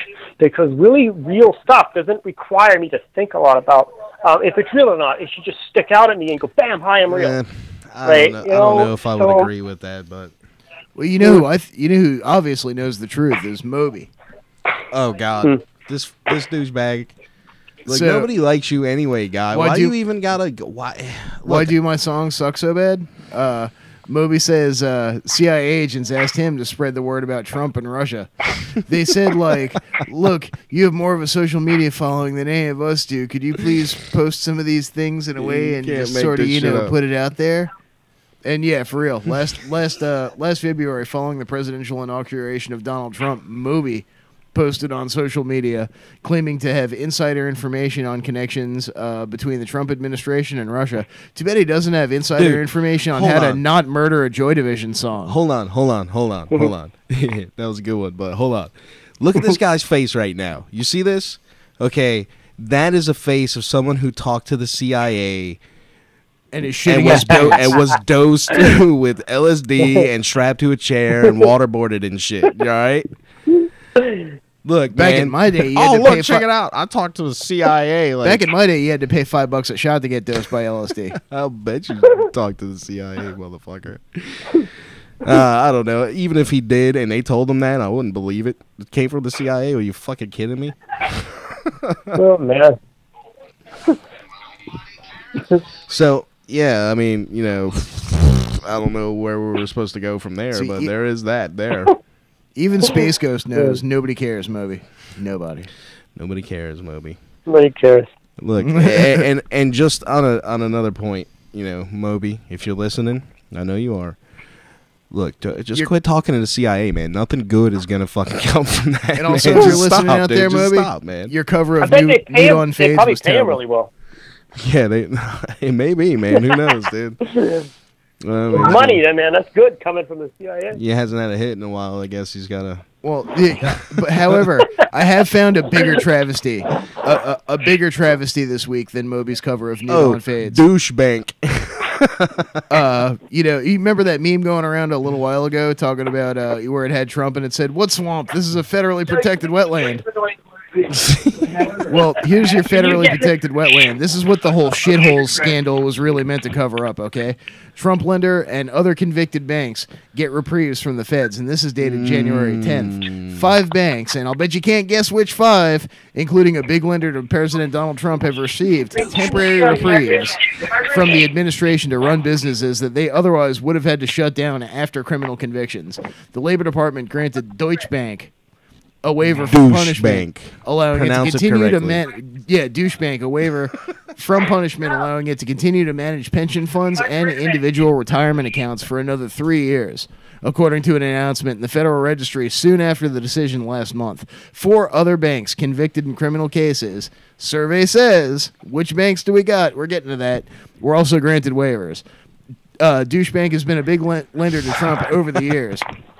And the president still has loans with the bank that were originally worth $300 million, back from when he lost his ass back in the 90s. The Trump administration waivers are a continuation of previous government policy. Here comes the new boss, same as the old boss. The Obama administration had granted the banks temporary waivers under a so-called deferred prosecution agreement with them after their 2015 convictions for manipulating a key interest rate used for loans worldwide. The Labor Department said Wednesday that Douchebank got no special deal, and noted that the Obama administration had originally proposed a more valuable waiver lasting 5 years instead of the 3 that were ultimately granted. Any insinuation of special treatment is counter to these facts, said Department spokesman Jeffrey Grappone. Sparkless fuck. The Labor Department waivers stem from the criminal convictions over the manipulation of the London Interbank Loan Rate, or LIBOR, a measure used to set lending rates for a variety of financial transactions. In 2015, units of Deutsche Bank, JP Morgan Chase, survey says Barclays Capital, survey says UBS Asset Management, and survey says Citigroup agreed to a deferred prosecution by which they would avoid certain punishments. Just letting that sink in for a second. All right, so Douchebank, JP Morgan, Barclays Capital. Wait a minute, who's Barclays? Barclays owns Berkshire Hathaway. Well, who owns Barclays? It's because Citigroup. That's Citigroup is Kissinger. Rockefeller gave it to him. Barclays Africa Group Ltd. So, who is he owned by? The first one. A British multinational. Yeah, key people: John McFarlane and Jess Staley. So it's basically British money. All right, so and then we got also Kissinger's bank. Yeah. So, yep. These waivers were reported earlier by the Wall Street Journal and the International Business Times. UBS. Who is UBS? Yeah, UBS is up there. That's one of the big ones. Yeah, I'm trying to think of who owns that one. The country Turkestan comes to mind. MSNBC, MSNBC, that lady, Maddow, she had a good story today about this bank in Turkestan, I think, and there was some banker who managed to create all these phony companies and loan money to them, and he escaped, and Trump showed up because they were going to build a Trump Tower, and Trump accepted this $1 million fee to show up and to cruise around Turkestan and say and give his blessing. But there was no Trump Tower ever built. And so I think Turkestan is going after this mystery guy. I'm not sure. You have to do some research on it. You know, another dirty little secret the trumpeters don't want you to know about is that Trump actually took money from Soros. Mm-hmm.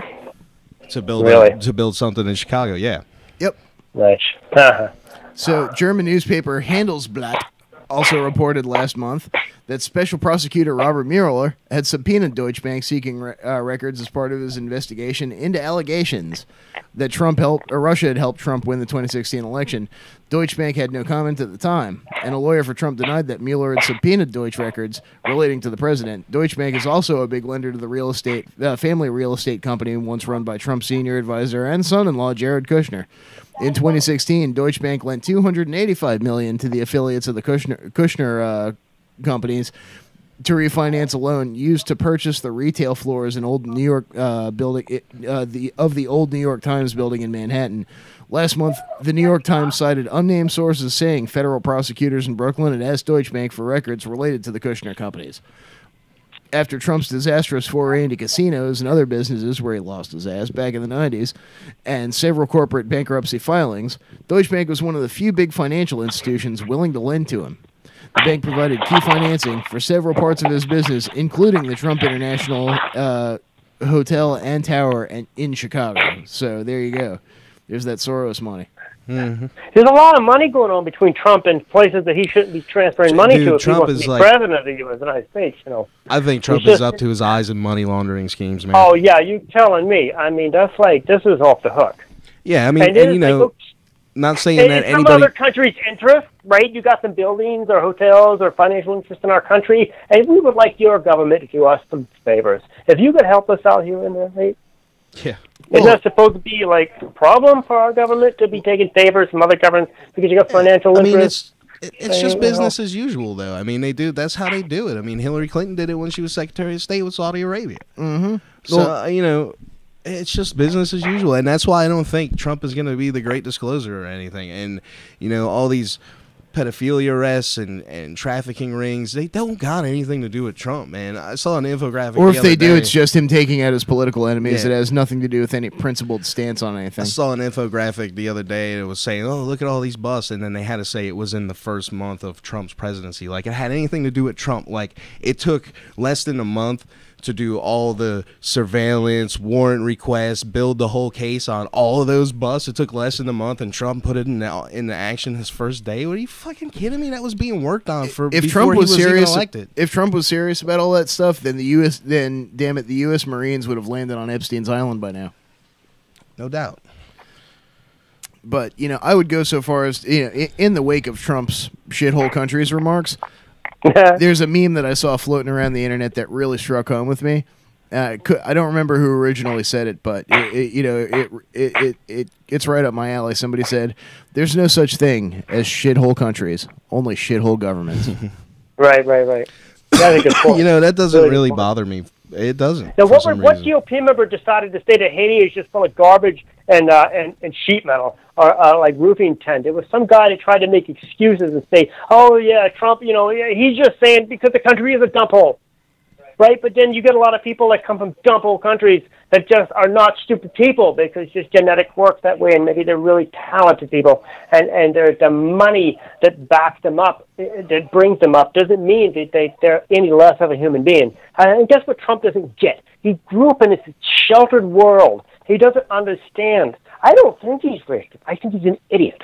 I think he really doesn't get it. He's been so sheltered his whole life that all he can see in people is dollar bills and what they represent as a dollar bill. Some people represent a negative dollar bill, but that's just because their living situation. And if you're raised in a particular way, that can have everything to do with how you are as a person growing up. I mean, we're alive. We're human beings.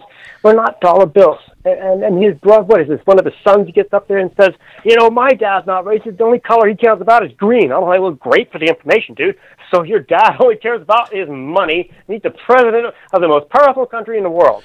Well, look, man, I'm not going to pretend to know what's in the guy's heart, but watching his actions, it wouldn't surprise me. But really? I don't know what's going on in his mind, man. He maybe have some kind of brilliant scheme going on. Who knows? But I haven't seen any evidence of it yet. And if some crazy shit like that happens and he turns out to be fucking so great, I'll have to eat my fucking hat and be like, well, it is what it is, right? But I'm just not seeing it happening. It doesn't matter. He's still doing destructive things. It doesn't matter how he destroys things. He's destroying things. done in the story. So you've got some weird, unique disorder because you're a privileged little white boy that never had to suffer in your ever life. Never. You privileged, protected. How can he possibly know what regular people go through? He can't. And that's what's running our country. It's no different than any other president. They're all rich. So, right, but he sucks extra bad, though. I mean, just done. Well, honestly, I think he's just see, I can't get all bent out of shape about Trump because to me, it's no surprise. It's just one and the same as it's always been.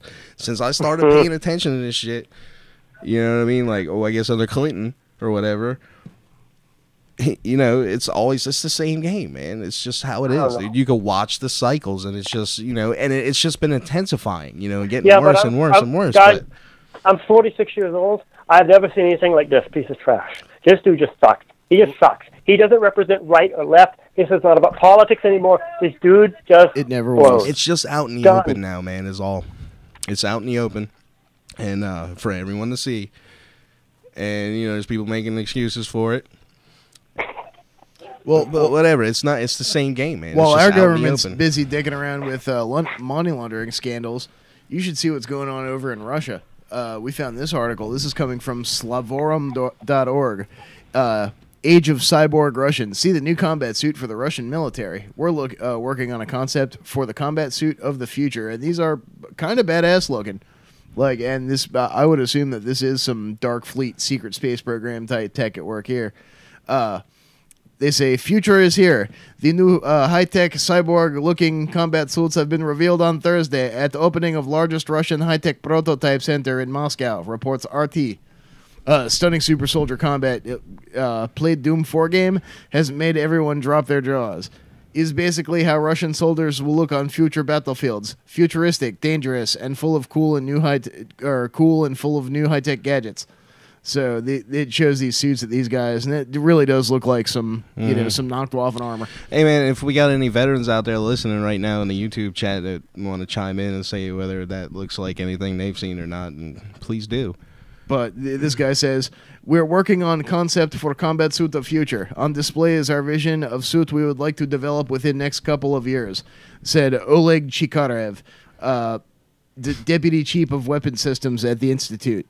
It is obvious in future there will be more and more robots and human-machine cyborgs replacing average human soldiers of today. Exoskeletons, drones, robotized vehicles, and similar is future we are going to.